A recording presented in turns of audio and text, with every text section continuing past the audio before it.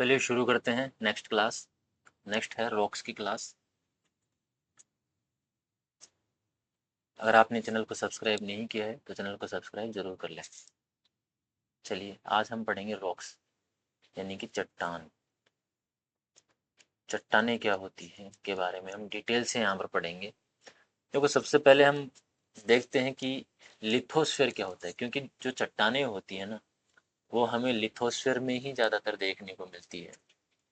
Lithosphere क्या होता है, लिथोस्फेरिक चट्टानें क्या होती है, क्योंकि इससे नीचे लिथोस्फीयर से नीचे एस्थनोस्फीयर होता है जो कि मेल्टेड फॉर्म में होता है। तो लिथोस्फीयर हम यहाँ पर पढ़ते हैं क्या होता है। लिथोस्फीयर पृथ्वी की बाहरी ठोस परत है, सबसे पहली बात तो ये। ठीक है, ये जो है वो विभिन्न प्रकार की रॉक्स से बनी हुई है। बहुत सारी तरह की यहाँ पर रॉक्स देखने को मिलती है। ग्रेनाइट देखने को मिलती है, मार्बल देखने को मिलती है, बहुत सारी देखने को मिलती है। ये जो चट्टानें होती हैं वो सॉलिड भी होती है, सॉफ्ट भी होती है, कंसोलिडेटेड भी हो सकती है, अनकंसोलिडेटेड भी हो सकती है। किसी भी तरह की हो सकती है, ठोस भी हो सकती है, मुलायम भी हो सकती है, संगठित भी हो सकती है, असंगठित हो सकती है।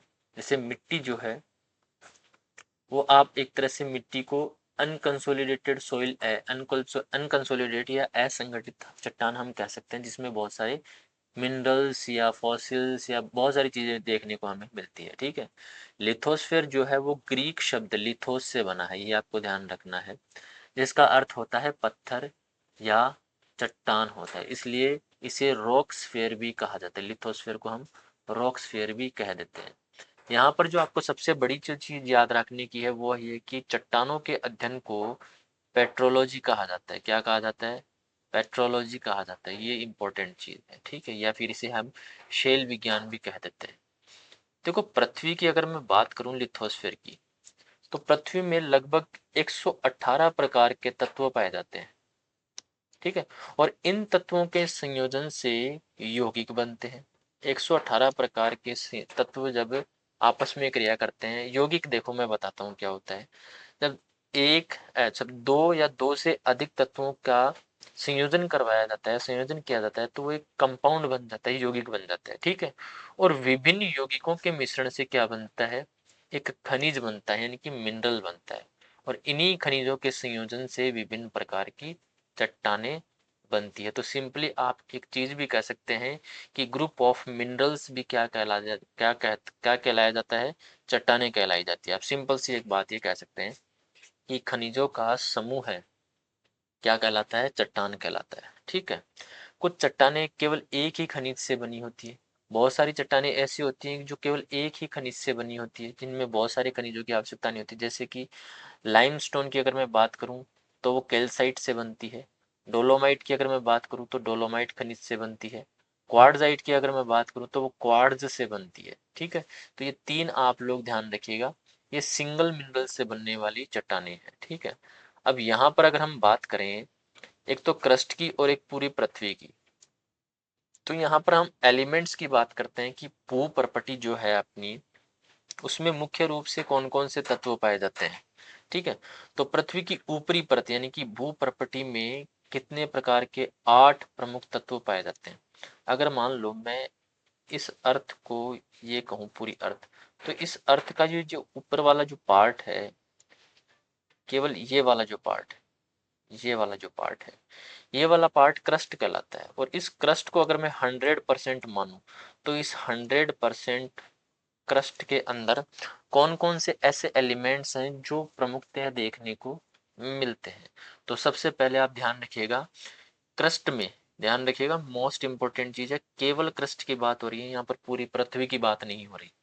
तो क्रस्ट में सबसे ज्यादा मिलने वाला जो एलिमेंट है वो ऑक्सीजन है। ये आपको नेट की एग्जाम में पूछा हुआ क्वेश्चन है। ठीक है, कितना है? 46.6%, अराउंड आप ये कह सकते हैं कि 47% के आसपास ये हमें देखने को मिलता है। तो ध्यान रखना, भू प्रॉपर्टी में सबसे ज्यादा पाया जाने वाला एलिमेंट कौन सा है? ऑक्सीजन है। वहां पर ऑप्शन में नाइट्रोजन भी था, लेकिन हमें पता है जब हम क्लाइमेटोलॉजी पढ़ते हैं तो उसमें सबसे ज्यादा जो गैस का कंसंट्रेशन है एटमॉस्फेयर में वो नाइट्रोजन ही हम पढ़ते हैं। लेकिन यहाँ पर ये लोग जो हैं वो ये देखना भूल गए कि यहाँ पर भू प्रॉपर्टी की बात की जा रही है, क्रस्ट की बात की जा रही है। तो भू प्रॉपर्टी में सबसे ज्यादा ऑक्सीजन देखने को मिलता है। उसके बाद में सेकंड नंबर पे है सिलिका, सिलिकॉन हम कह सकते हैं 27.7%। ये भी इम्पोर्टेंट चीज़ है, आप लोगों को ध्यान रखनी है। यहाँ पर कई बार ये सीक्वेंस पूछ लिया जाता है कि सबसे ज़्यादा से सबसे कम की तरफ आपको सीक्वेंस लगाना। तो तीसरे नंबर पर यहाँ पर है एल्यूमिनियम, जो कि है 8.1%। चौथे नंबर पर है लोहा यानी कि आयरन, जो कि है 5%। ध्यान रखना, भू प्रॉपर्टी के पॉइंट ऑफ व्यू से अगर हम देखें तो लोहे की मात्रा 5% हमें देखने को मिलती है। लेकिन जब हम बात करते हैं पूरी पृथ्वी की तो ये लोहे की मात्रा सर्वाधिक देखने को मिलती है। चलिए आगे देखते हैं। पांचवें नंबर पर है कैल्शियम, जो कि 3.6% हमें देखने को मिलता है। सोडियम जो कि 2.8% देखने को मिलता है। पोटेशियम जो कि 2.6% देखने को मिलता है। और मैग्नीशियम जो कि 2.1% हमें देखने को मिलता है।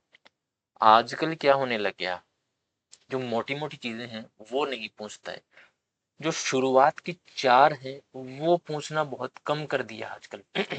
ये जो लास्ट वाले हैं ना चार, ये आपको ज्यादातर पूछेंगे कि इन चारों को भू प्रॉपर्टी में उनकी मात्रा के प्रतिशत के अकॉर्डिंग आपको जचाना है।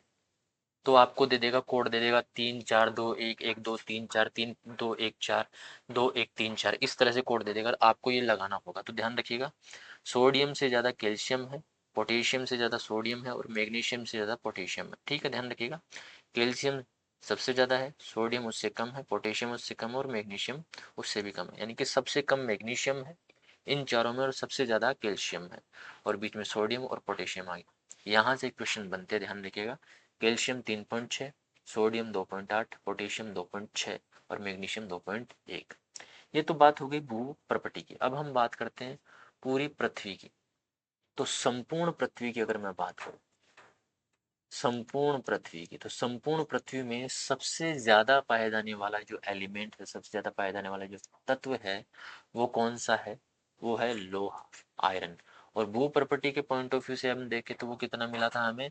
वो मिला था हमें ऑक्सीजन देखने को मिला था, वो भी 46.6 या 7, हम कह सकते हैं कि अराउंड 47%। तो सबसे ज्यादा यहाँ पर जो देखने को मिलेगा, आपको मिलेगा लोहा, कितना? 35%। ऑक्सीजन 30%। अभी देखो यहाँ पर, वहां पर प्रॉपर्टी की बात की थी तो सबसे टॉप पर ऑक्सीजन था, लेकिन यहाँ पर जो ऑक्सीजन है वो सेकंड नंबर पे आ गया है। थर्ड नंबर पे सिलिका, वहां पर सेकंड नंबर पे था, यहाँ पर थर्ड नंबर पे आ गया, 15% है। मैग्नीशियम देख लो, 13% आपको देखने को मिलेगा। निकेल 2% आपको देखने को मिलेगा। सल्फर 2% आपको देखने को मिलेगा। वहीं कैल्शियम की बात करें तो 1%, और एल्यूमिनियम की बात करें तो 1%। ठीक है, ये ध्यान रखिएगा आप लोग। चलिए आगे चलते हैं। मुख्य खनिजों की अगर मैं बात करूं कि जो चट्टानें हैं वो मुख्य रूप से कौन कौन से खनिजों से बनी होती है, तो यहाँ पर कुछ नाम है, 6 नाम ऐसे हैं जिनसे कोई भी चट्टान मिलकर के बनी होती है। बस इनकी जो मात्रा होती है तो वो मात्रा कम ज्यादा हो सकती है, कि भाई कई कई चट्टानें ऐसी है जिनमें फेल्सपार सबसे ज्यादा देखने को मिलता है, कई चट्टानें ऐसी होती है जिनमें पायरोक्सिन सबसे ज्यादा देखने को मिलता है। इस तरह से हमें देखने को मिलता है। मुख्यतः अगर हम बात करें तो चट्टानें इन्हीं 6 खनिजों से मिल करके बनी होती है। सिंपल सी बात, हमने देखा था कि खनिजों का समूह है, ये क्या है? चट्टान है। तो पृथ्वी की अधिकांश चट्टानों का निर्माण निम्नलिखित प्रमुख खनिजों से हुआ है, तो ध्यान रखिएगा। पहला है फेल्ड्सपार, दूसरा है माइका, तीसरा है पायरोक्सिन, चौथा है एम्फीबोल, और पांचवा है ओलिवीन, और छठवा है क्वार्ड। ये 6 जो खनिज हैं वो आपको नाम इनके ध्यान रखना है, ठीक है। इनमें से अगर सबसे ज्यादा मात्रा में अगर देखी जाए तो वो क्या देखने को मिलता है? फेल्सपार देखने को मिलता है। इनमें से सबसे ज्यादा मात्रा में कौन सा खनिज देखने को मिलता है? फेल्सपार देखने को मिलता है। इसके अतिरिक्त थोड़ी थोड़ी मात्रा में पेलेजियोक्लैक्स भी पाया जाता है। पेलेजियोक्लास हम जिसे कह देते हैं, ऑर्थोक्लास जिसे हम कह देते हैं। इसके अलावा हॉर्न ब्लैंड जो है वो भी बहुत ज़्यादा देखने को बहुत कम मात्रा में आपको किसी रोग में देखने को मिलता है। ठीक है, लेकिन ये जो 6 मिनरल्स है वो मुख्यतः चट्टानों में पाए जाते हैं। चलिए आगे। अब मेन चीज यहाँ पर आती है इस चैप्टर की, वो है रॉक साइकिल। रॉक साइकिल से भी क्वेश्चन पूछा जाता है। देखो एक चीज ध्यान रखना, एक रोक से दूसरी रोक में परिवर्तित होना, दूसरी रोक से तीसरी रोक में परिवर्तित होना, दूसरी रोक से पहली में परिवर्तन होना, दूसरी में परिवर्तन होना, तीसरी में परिवर्तन होना, इस तरह से जो रोक है वो साइकिल चलती है। जैसे मैं बता देता हूँ आपको, कोई इग्नियस रॉक है, मतलब कोई आग्नेय चट्टान है, जब उसका अवसादीकरण हुआ तो उसके जमने से अवसादी चट्टान बनी, और अवसादी चट्टान पर ताप और दाब का प्रभाव पड़ा तो उससे कौन सी चट्टान बनी? कायांतरित चट्टान बनी। अब ऐसा नहीं है कि अवसादी चट्टान का ही कायांतरण होगा, हो सकता है कि आग्नेय चट्टान पर ताप और दाब का प्रभाव पड़े तो वो यहाँ पर कायांतरित चट्टान बन जाए, या फिर हो सकता है कि कायांतरित चट्टान के ऊपर खुद के ऊपर ही ताप और दाब का गहरा प्रभाव पड़ जाए, तो ये जो कायांतरित चट्टान है वो फिर से कायांतरित चट्टान में बदल जाएगी। या फिर हो सकता है कि ये कायांतरित चट्टान चूर्ण चूर्ण होकर के अवसादी चट्टान में बदल जाए, अवसाद बन करके फिर अवसादी चट्टान बन जाए।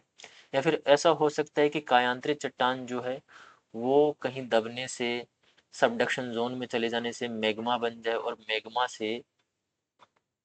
मैग्मा से फिर से वो आग्नेय चट्टान बन जाए। हो सकता है कि ये अवसादी चट्टान जो है वो मेटामॉर्फिक यानी कि कायांतरित चट्टान के अ, उम्र तक पहुंच ही ना पाए, और इसके पहले ही वो सबडक्शन जोन में जाकर के मैग्मा बन करके और फिर से वापस से क्या बन जाए? आग्नेय चट्टान बन जाए। हो सकता है जो कायांतरित चट्टान यहाँ पर मैग्मा बनी है वो कभी आग्नेय चट्टान ना बने। हो सकता है यहाँ जो अवसादी चट्टान मैग्मा बनी है वो कभी आग्नेय चट्टान ना बने, कुछ भी हो सकता है।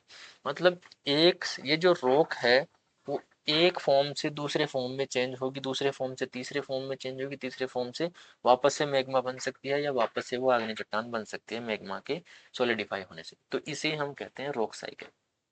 ठीक है, यहाँ पर देखते हैं, पृथ्वी के प्रारंभिक काल में यह एक गर्म एवं द्रव अग्नि का गोला था, फायर बॉल जिसे हम कह देते हैं। ठीक है, धीरे धीरे इसका जो बाहरी भाग है वो ठंडा होकर ठोस हो गया, हमें पता है, और यह चट्टानों के रूप में जम गया। जो इसका बाहरी भाग था वो ठोस हो गया, क्योंकि मैग्मा था बाहर भी पिघला हुआ, पिघले हुई चट्टानें थी मैग्मा के रूप में, लावा के रूप में। जब वो सॉलिडिफाई हुई, जब वो ठंडी हुई तो क्या बन गई? चट्टानें बन गई। इसी प्रक्रिया से बनी जो पहली चट्टानें होती है वो कहलाती है आग्नेय चट्टानें। क्या कहलाती है? आग्नेय चट्टानें कहलाती है। आग्नेय चट्टानों का निर्माण जो है वो फायर के समान, आग के समान पदार्थ के ठोस होने से हुआ था। सिंपल सी बात है, मैग्मा या लावा के सॉलिडिफाई होने से इग्नियस रॉक बनी, इसलिए इन्हें प्राइमरी रॉक्स भी कहा जाता है। सबसे पहले जिन चट्टानों का निर्माण हुआ था वो आग्नेय चट्टानें हैं, इसलिए इन्हें प्राइमरी रॉक्स भी कह दिया जाता है। सिंपल सी बस इतनी सी ध्यान रख। आग्नेय की निर्माण चट्टानों की जो निर्माण की जो क्रमिक प्रक्रिया है वो हम यहाँ पर देखते हैं। देखो, आग्नेय चट्टानें यानी कि इग्नियस रॉक कैसे बनती है? पृथ्वी पर सबसे पहले बनी चट्टानें हैं। आज भी अगर कहीं पर ज्वालामुखी विस्फोट होता है और वहां से लावा निकलता है, और वो लावा जब ठंडा होता है, ठंडा होकर के ठोस होता है, तो उससे एक नई आग्नेय चट्टान बन जाती है। दूसरी बात हम करें सेडिमेंट्री रॉक या अवसादी, हम कह सकते हैं इसे अवसादी चट्टान ही हम इसे कह सकते हैं। ठीक है, यानी कि जब आग्नेय या फिर रूपांतरित चट्टानों का अपक्षय या वेदरिंग होकर उनका पदार्थ जल या वायु द्वारा किसी अन्य स्थान पर जमा हो जाता है, या तो जल के द्वारा या फिर वायु के द्वारा कोई अन्य स्थान पर जमा हो जाएगा जो सेडिमेंट बना था, तब वहां पर एक नई चट्टान बनती है, और उसे ही हम क्या कहेंगे? सेडिमेंट्री रॉक या आसंदी या अवसादी चट्टानें हम उसे कह देंगे। तीसरी हम बात करें तो रूपांतरित चट्टानें, मेटामॉर्फिक रॉक्स। जब किसी आग्नेय या अवसादी चट्टान पर, ध्यान रखना दोनों चट्टानें, यहाँ पर आग्नेय चट्टान भी है और अवसादी चट्टान पर, इन दोनों पर अत्यधिक ताप और दबाव का प्रभाव पड़ता है, तो उसकी संरचना और जो गुण होते हैं वो बदल जाते हैं, चट्टान की संरचना और गुण बदल जाते हैं, और इसी प्रक्रिया से बनी चट्टान क्या कहलाती है? मेटामॉर्फिक रॉक कहलाती है। तो सिंपल सी बात है कि रॉक साइकिल जो है वो एक निरंतर प्रक्रिया है, यानी कि जब किसी अवसादी या रूपांतरित चट्टान पर ताप इतना बढ़ जाता है कि वह पिघल कर लावा बन जाती है, और फिर वो लावा ठंडा होकर दोबारा ठोस जब बनता है तो उससे फिर से आग्नेय चट्टान बन जाती है। सिंपल सी बात है, इस प्रकार चट्टानों का निरंतर एक दूसरे के रूप में परिवर्तन होना ही क्या कहलाता है?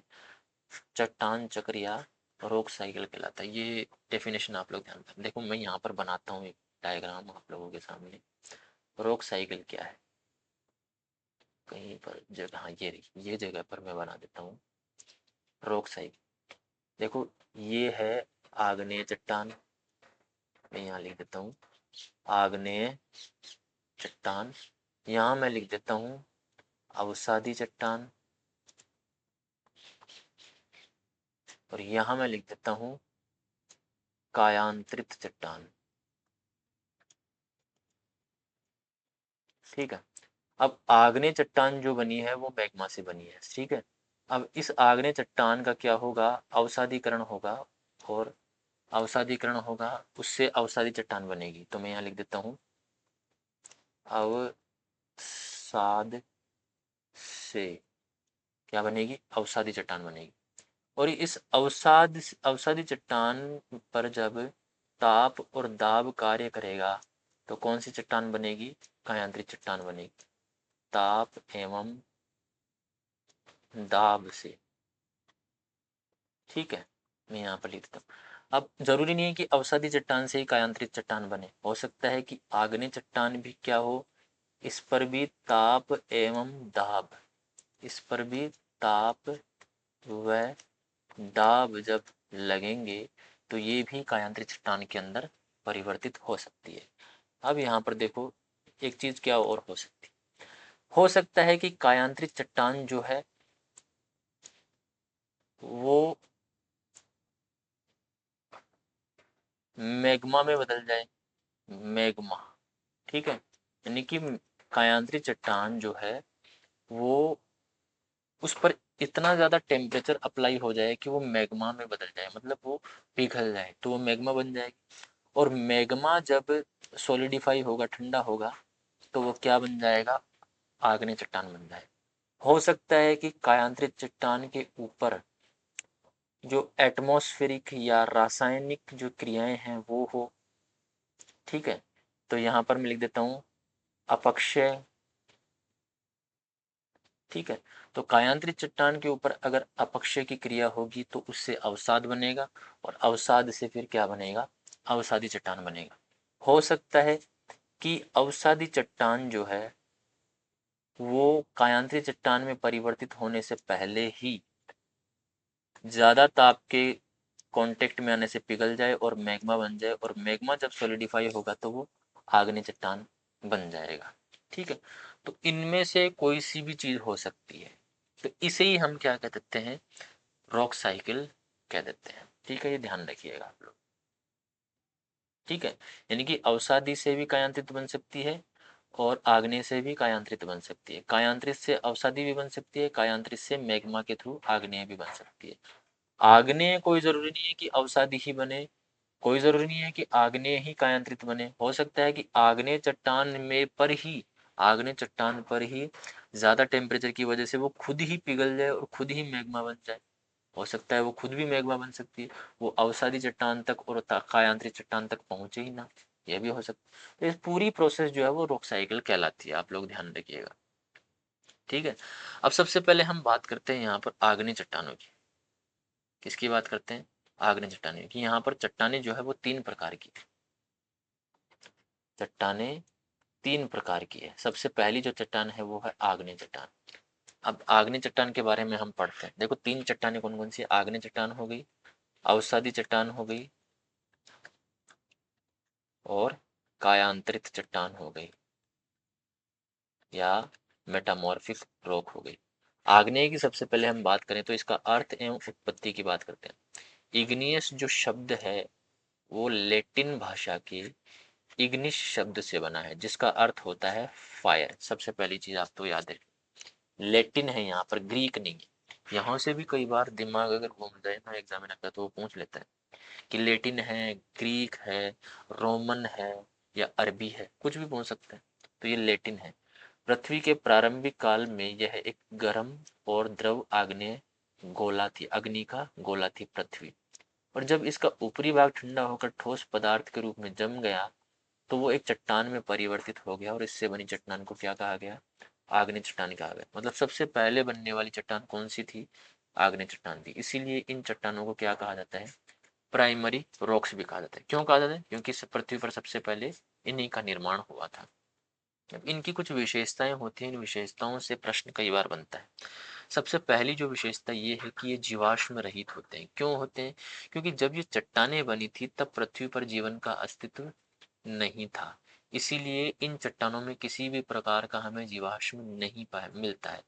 अब आप कहो कि प्रेजेंट टाइम में अगर मान लो कोई सेडिमेंट्री रॉक है और वो मैग्मा बन गई और उसका ही सॉलिडिफिकेशन होकर के एक आग्नेय चट्टान बना, तो क्या उसमें फॉसिल मिलेगा? नहीं, उसमें भी फॉसिल नहीं मिलेगा, क्योंकि उतने टेम्परेचर पर जाने के बाद में कि कोई रॉक है वो पिघल ही गई, उतने टेम्परेचर पर जाने के बाद में किसी भी जीव का कोई अस्तित्व नहीं बच पाता है। ठीक है, तो सिंपल सी बात है, आग्नेय चट्टान जो होती है वो कैसी होती है, जीवाश्म रहित होती है।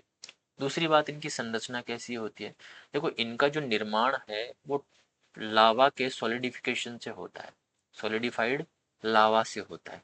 इसलिए इनकी जो बनावट होती है वो सामान्यतः मोटी और सघन होती है, कोर्स और कॉम्पैक्ट होती है। इनमें स्पष्ट परतें नहीं पाई जाती, इनमें लेयर्स नहीं मिलती है। हालांकि जब हम देखते हैं कि कभी कभी जो लावा है वो विभिन्न समय पर ठंडा होने के कारण, मतलब अलग अलग टाइम में अलग अलग जमा होने पर वो लेयर जैसा दिखाई देता है कि एक लावा के ऊपर दूसरा लावा जम गया, दूसरे लावा के ऊपर तीसरा लावा जम गया, लेकिन एक्चुअल में वो परतें नहीं होती है, वो केवल हमें दिखाई देती है कि हाँ ये लेयर्ड स्ट्रक्चर है, लेकिन एक्चुअल में होता नहीं है। ठीक है, नेक्स्ट है इसकी विशेषताओं में पोरोसिटी। सिंपल सी बात है कि ये जो चट्टानें होती हैं, इग्नियस जो चट्टानें होती है वो रंध्रहीन होती है, मतलब इम्परबीबल होती है, यानी कि इनमें कोई जोड़ नहीं होता, इनमें कोई दरार नहीं होती, या किसी भी तरह का कोई छिद्र नहीं होता, या जॉइंट नहीं होता, पोर नहीं होता। इसी की वजह से क्या होता है कि ये जो होती है चट्टानें, वो पानी को रोक लेती है, मतलब इनसे होकर के पानी गुजर नहीं पाता, ये चट्टानें पानी को सोख नहीं पाती है। और जब चट्टानें पानी को सोखेगी नहीं तो इनमें रासायनिक अपक्षय यानी कि केमिकल वेदरिंग बहुत कम हो पाएगी। इनका जो अपर पार्ट है उसी पर बहुत कम मात्रा में केमिकल वेदरिंग होगी। क्यों? क्योंकि केमिकल रिएक्शन होने के लिए ह्यूमिडिटी यानी कि आर्द्रता होना बहुत ज़रूरी है। टेम्परेचर के साथ साथ ह्यूमिडिटी होना बहुत ज़रूरी है। इसलिए इनमें रासायनिक अपक्ष कम होता है, जबकि इनका भौतिक अपक्ष जो है वो बहुत ज़्यादा होता है।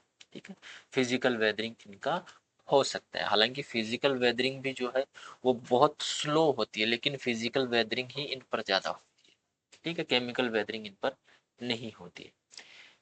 नेक्स्ट विशेषता है स्फटिक की संरचना, मतलब क्रिस्टलाइन स्ट्रक्चर होता है इनका।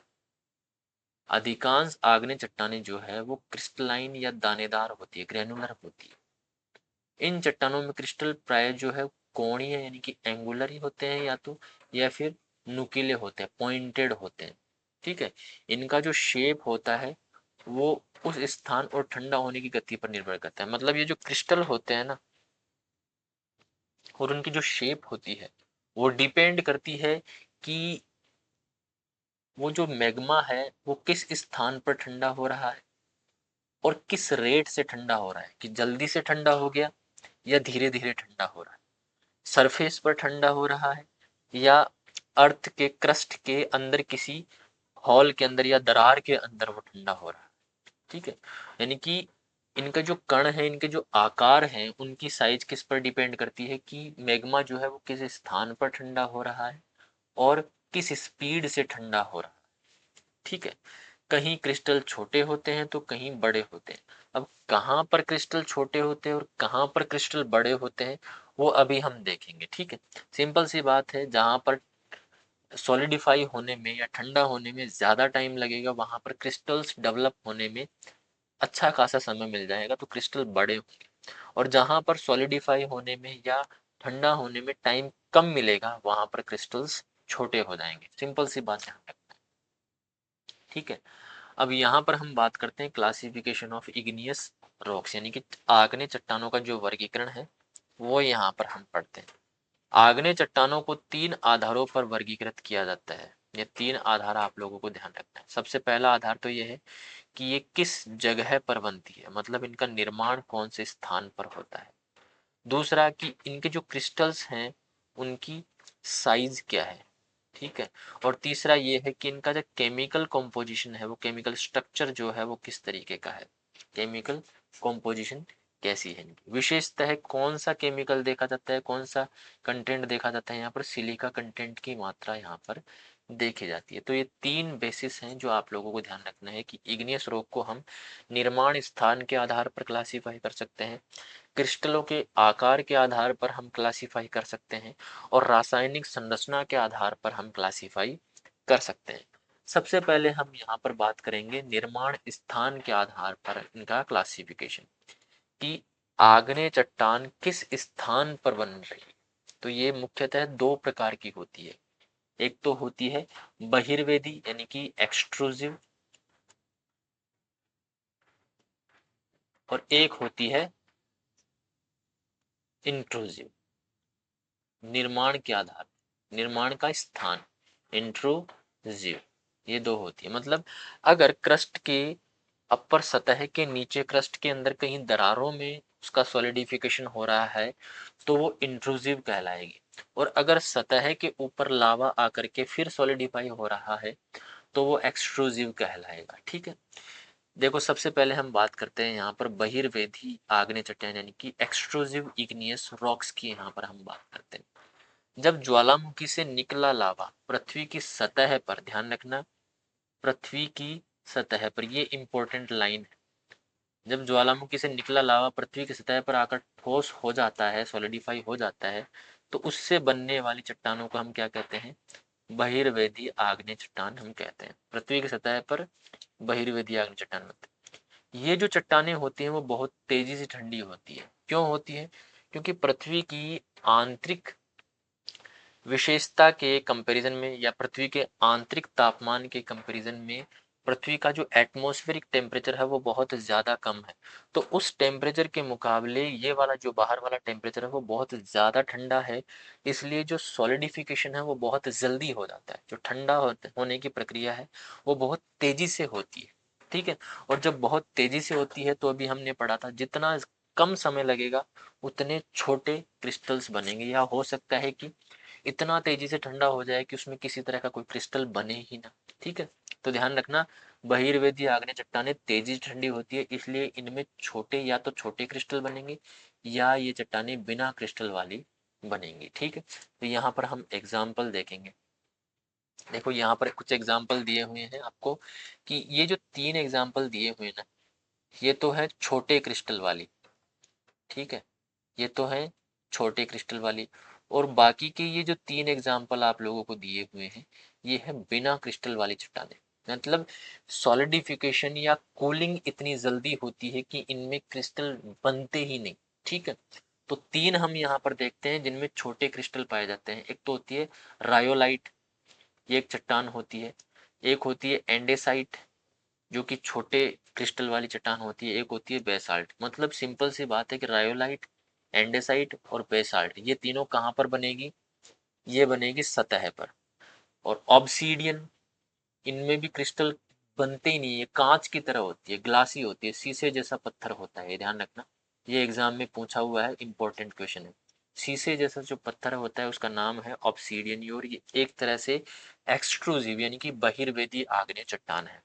दूसरा है पिच स्टोन और तीसरा है परलाइट। ये तीनों आप लोग, ये छह जो एग्जाम्पल है वो आप लोगों को ध्यान रखना है। आप लोगों को पूछ सकता है कि इनमें से कौन सी चट्टान बिना क्रिस्टल वाली है, तो तीन नाम ये दे देगा और एक नाम ये दे देगा। या हो सकता है कि इनको आपको पूछ सकता है कि इनमें से कौन सी चट्टान छोटे क्रिस्टल वाली है या बिना क्रिस्टल वाली कैटेगरी में, तो तीन नाम ये दे देगा, एक नाम ये दे देगा। तो ध्यान रखिएगा, obsidian, pitch stone and perlite, these are without crystals and these are small crystals, okay।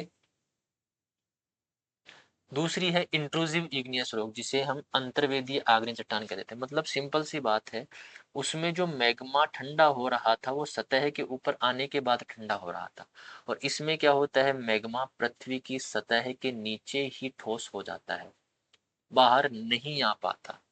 इसलिए जब पृथ्वी की सतह के नीचे ठोस होता है तो इनको ठंडा होने में, क्योंकि अंदर का टेम्परेचर ज़्यादा है तो ठंडा होने में टाइम ज़्यादा लगेगा। बाहर का टेम्परेचर वहाँ पर ज़्यादा कम था तो वहाँ पर ठंडा बहुत जल्दी से हुआ था। तो यहाँ पर अंदर का टेम्परेचर ज़्यादा है तो यहाँ पर जो चट्टानें होंगी या मैग्मा जो होगा वो बहुत धीरे धीरे ठंडा होगा। और जब धीरे धीरे ठंडा होगा तो क्रिस्टल्स बनने के लिए उन्हें अच्छा खासा टाइम मिल जाएगा। तो यहाँ पर जब ये ठंडी होती है धीरे धीरे तो बड़े क्रिस्टल बन जाते हैं। एग्जाम्पल के लिए ग्रेनाइट जो है वो लार्ज क्रिस्टल वाली रॉक कहलाती है। डायोराइट होती है लार्ज क्रिस्टल वाली रॉक कहलाती है। एंड गेब्रो लार्ज क्रिस्टल वाली रॉक कहलाती है। ध्यान रखना, granite, diorite and gabbro, these are the large crystalled rocks, igneous rocks. okay, अब यहाँ पर हम बात करें, हमने एक्सट्रूसिव टाइप की रॉक पढ़ी, हमने इंट्रूसिव टाइप की रॉक पढ़ी। अब इंट्रूसिव को दो तरीके से हम यहाँ पर डिवाइड कर सकते हैं। एक चट्टानें तो वो होती हैं जो बहुत ज्यादा गहराई में सॉलिडिफाई होती है, और एक इंट्रूसिव चट्टान वो होती है, इंट्रूसिव रॉक वो होती है जो कम गहराई पर सॉलिडिफाई होती है। मतलब एक तो सतह के जस्ट नीचे की तरफ सॉलिडिफाई होती है और एक सतह के बहुत गहरे भाग में सॉलिडिफाई होती है। जो गहरे भाग में सॉलिडिफाई होगी उनमें बड़े क्रिस्टल बनेंगे, और जो ऊपर सतह के जस्ट नीचे की तरफ मतलब शैलो इंट्रूसिव जो रॉक होगी उनमें बड़े क्रिस्टल तो होंगे, लेकिन नीचे वाली जो क्रिस्टल होंगे उनके कंपैरिजन में थोड़े छोटे होंगे, या फिर मैं कहूँ सतह पर जो क्रिस्टल बनेंगे उनसे थोड़े बड़े क्रिस्टल होंगे। यानी कि जो सतह के जस्ट नीचे की तरफ बन रही है उन्हें हम फाइन ग्रेन्ड रॉक्स भी कह देते हैं, क्योंकि उनमें छोटे छोटे दाने बनते हैं कि उनको डेवलप होने के लिए ज्यादा टाइम नहीं मिल पाता है। तो अंतर्वेदी जो चट्टानें होती है उनके सब टाइप्स हम यहाँ पर देखते हैं। यहाँ पर इनको दो उप प्रकारों में बांटा जाता है। किसके आधार पर? गहराई के आधार पर। ध्यान रखना, सबसे पहले है प्लूटोनिक या गहरी अंतर्वेदी चट्टान, प्लूटोनिक या डीप सीटेड इंट्रूसिव रॉक्स, जो बहुत ही ज्यादा गहराई में सॉलिडिफाई होती है, जिनको ठंडा होने में बहुत ज्यादा टाइम लगता है। देखिए, जब मैग्मा पृथ्वी की सतह से बहुत गहराई में जाकर के ठोस होता है, यानी कि बहुत गहराई से ही आता है, ऑब्वियस सी बात है, नीचे की तरफ नहीं जाता है। जब ऊपर से नीचे से ऊपर की तरफ आ रहा होता है तो वो ज्यादा ऊपर नहीं आ पाता, बहुत ही गहरे पार्ट में रह जाता है वहीं पर। तो जब वो बहुत गहराई वाले पार्ट में सॉलिडिफाई होता है, ठोस होता है, तो इनका निर्माण धीरे धीरे होता है। जो चट्टानें होती है उनका निर्माण बहुत धीरे होता है, क्योंकि सॉलिडिफाई होने में टाइम बहुत ज्यादा लगता है, और जब टाइम ज्यादा लगेगा तो इनमें बड़े क्रिस्टल बनते हैं। कितने, कौन से क्रिस्टल बनते हैं? बड़े क्रिस्टल, जैसे कि ग्रेनाइट। ध्यान रखना, ग्रेनाइट एक इंट्रूसिव रॉक है और बड़े क्रिस्टल वाली रॉक है। ठीक है। दूसरी यहाँ पर रॉक है हाइपेबेसल या अल्पगर्भीय चट्टानें, हाइपेबेसल या शैलो इंट्रूसिव रॉक हम कह देते हैं। ये अपेक्षाकृत कम गहराई पर सॉलिडिफाई होती है। ठीक है, अपेक्षाकृत कम गहराई पर ये ठोस होती है। इनकी संरचना सूक्ष्म दानेदार होती है। जितनी बड़ी क्रिस्टल ग्रेनाइट में होगी उससे छोटी ही यहाँ पर हमें ग्रेन की साइज देखने को मिलेगी, क्योंकि यहाँ पर सॉलिडिफाई होने के लिए टाइम बहुत कम लगेगा और यहाँ पर टाइम बहुत ज्यादा लगेगा। नेक्स्ट है अंतर्वेदी चट्टानों के रूप। अब इंट्रूसिव जो रॉक्स होती है उनके कुछ रूप्स होते हैं, उनकी कुछ शेप्स होती है, उनके बेस पर हम यहाँ पर देखते हैं कि किस तरह की होती है। ठीक है। पृथ्वी के अंदर मैग्मा के जमने की स्थिति और आकार के अनुसार इन्हें निम्न प्रकारों में बांटा जा सकता है। ये आधार ध्यान रखना, पृथ्वी के अंदर मैग्मा के जमने की स्थिति और आकार के अनुसार इन्हें निम्न प्रकारों में बांटा जा सकता है। सबसे पहले हम यहाँ पर बात करेंगे बैथोलिथ की। किसकी हम बात करेंगे? बैथोलिथ। बैथोलिथ क्या होता है? पृथ्वी की गहराई में मैग्मा के ठोस होने से बना बहुत विशाल गुंबदाकार भाग, जिसका आधार इतना गहरा होता है कि सामान्यतः यह दिखाई नहीं देता। बैथोलिथ जो होता है उसका जो बेस होता है, उसका जो आधार होता है, कहा जाता है कि वो मैग्मा चेम्बर से जुड़ा हुआ है। यानी कि अगर उसके ऊपर, बैथोलिथ के ऊपर अपक्षय अपरदन की क्रिया भी संपूर्ण तरीके से हो जाएगी ना, तो भी उसका आधार दिखाई नहीं देता है। ठीक है, ध्यान रखना, बैथोलिथ का आधार दिखाई नहीं देता है। दूसरी बात यहाँ पर आती है लेकोलिथ की, यानी कि जब मैग्मा चट्टानों की परतों के बीच में यहाँ पर ये इंपॉर्टेंट चीज है, चट्टानों की परतों के बीच में यहाँ पर भी गुंबदाकार था और यहाँ पर भी है गुंबदाकार है, डोम शेप्ड रूप में जमता है। इसका आधार अक्सर एक संकरी नली द्वारा मुख्य ज्वालामुखी नली से जुड़ा रहता है, ध्यान रखना, डोम शेप में होता है और इसका आधार जो है वो एक नली से जुड़ा हुआ रहता है, ठीक है। और ये नली भी कहीं ना कहीं दूसरी तरफ किसी मेन जो नली होती है, मेन जो नली होती है उससे जुड़ा हुआ होता है, ठीक है। तो ये लेकोलिथ हो गया। कैसे याद रखोगे गुंबद? लेक पे गए, बरसात आई, हमने छतरी खोली, मतलब छतरी के आकार में, अम्ब्रेला की शेप में, इस तरह से शेप होती है इसकी, लेकोलिथ की, ठीक है। ये जो स्लोप हो गया वो कॉन्वेक्स हो गया, ये भी ध्यान रखना, कॉन्वेक्स स्लोप है ये।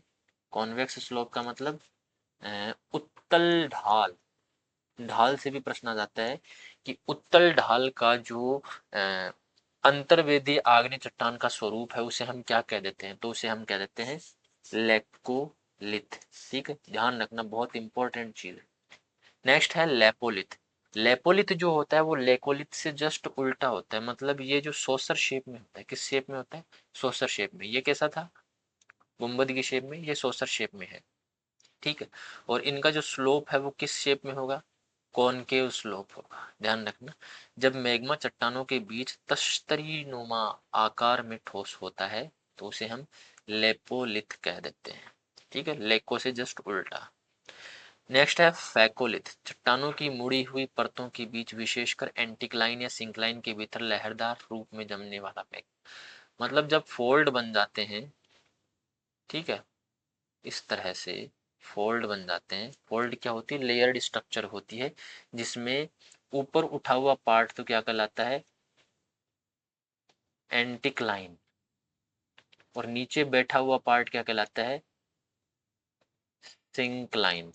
और जब इन एंटिक्लाइन और सिंक्लाइन में लहर शेप में, वेव लाइक शेप में जब मैग्मा आकर के सॉलिडिफाई हो जाता है लहर शेप में, तो उसे हम क्या कह देते हैं? उसे हम फैकोलिथ कह देते हैं।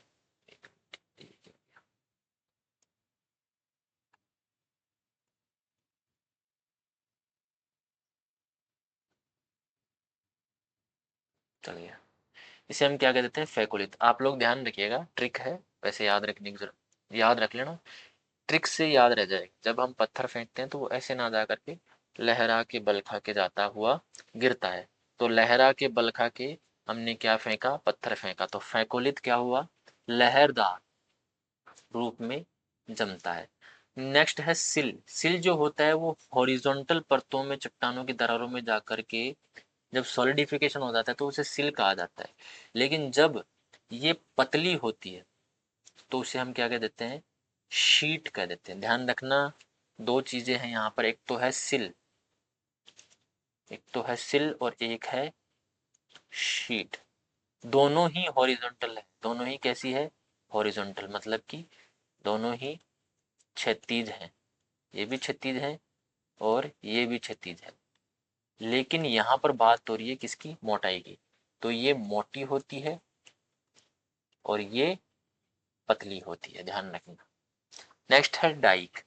यह मैग्मा, जब मैग्मा ऊर्ध्वाधर वर्टिकल दरारों में भरकर ठोस होता है तो यह चट्टानों को काटता हुआ दिखाई देता है, ऐसे बिल्कुल वॉल लाइक स्ट्रक्चर दिखाई देता है, ठीक है।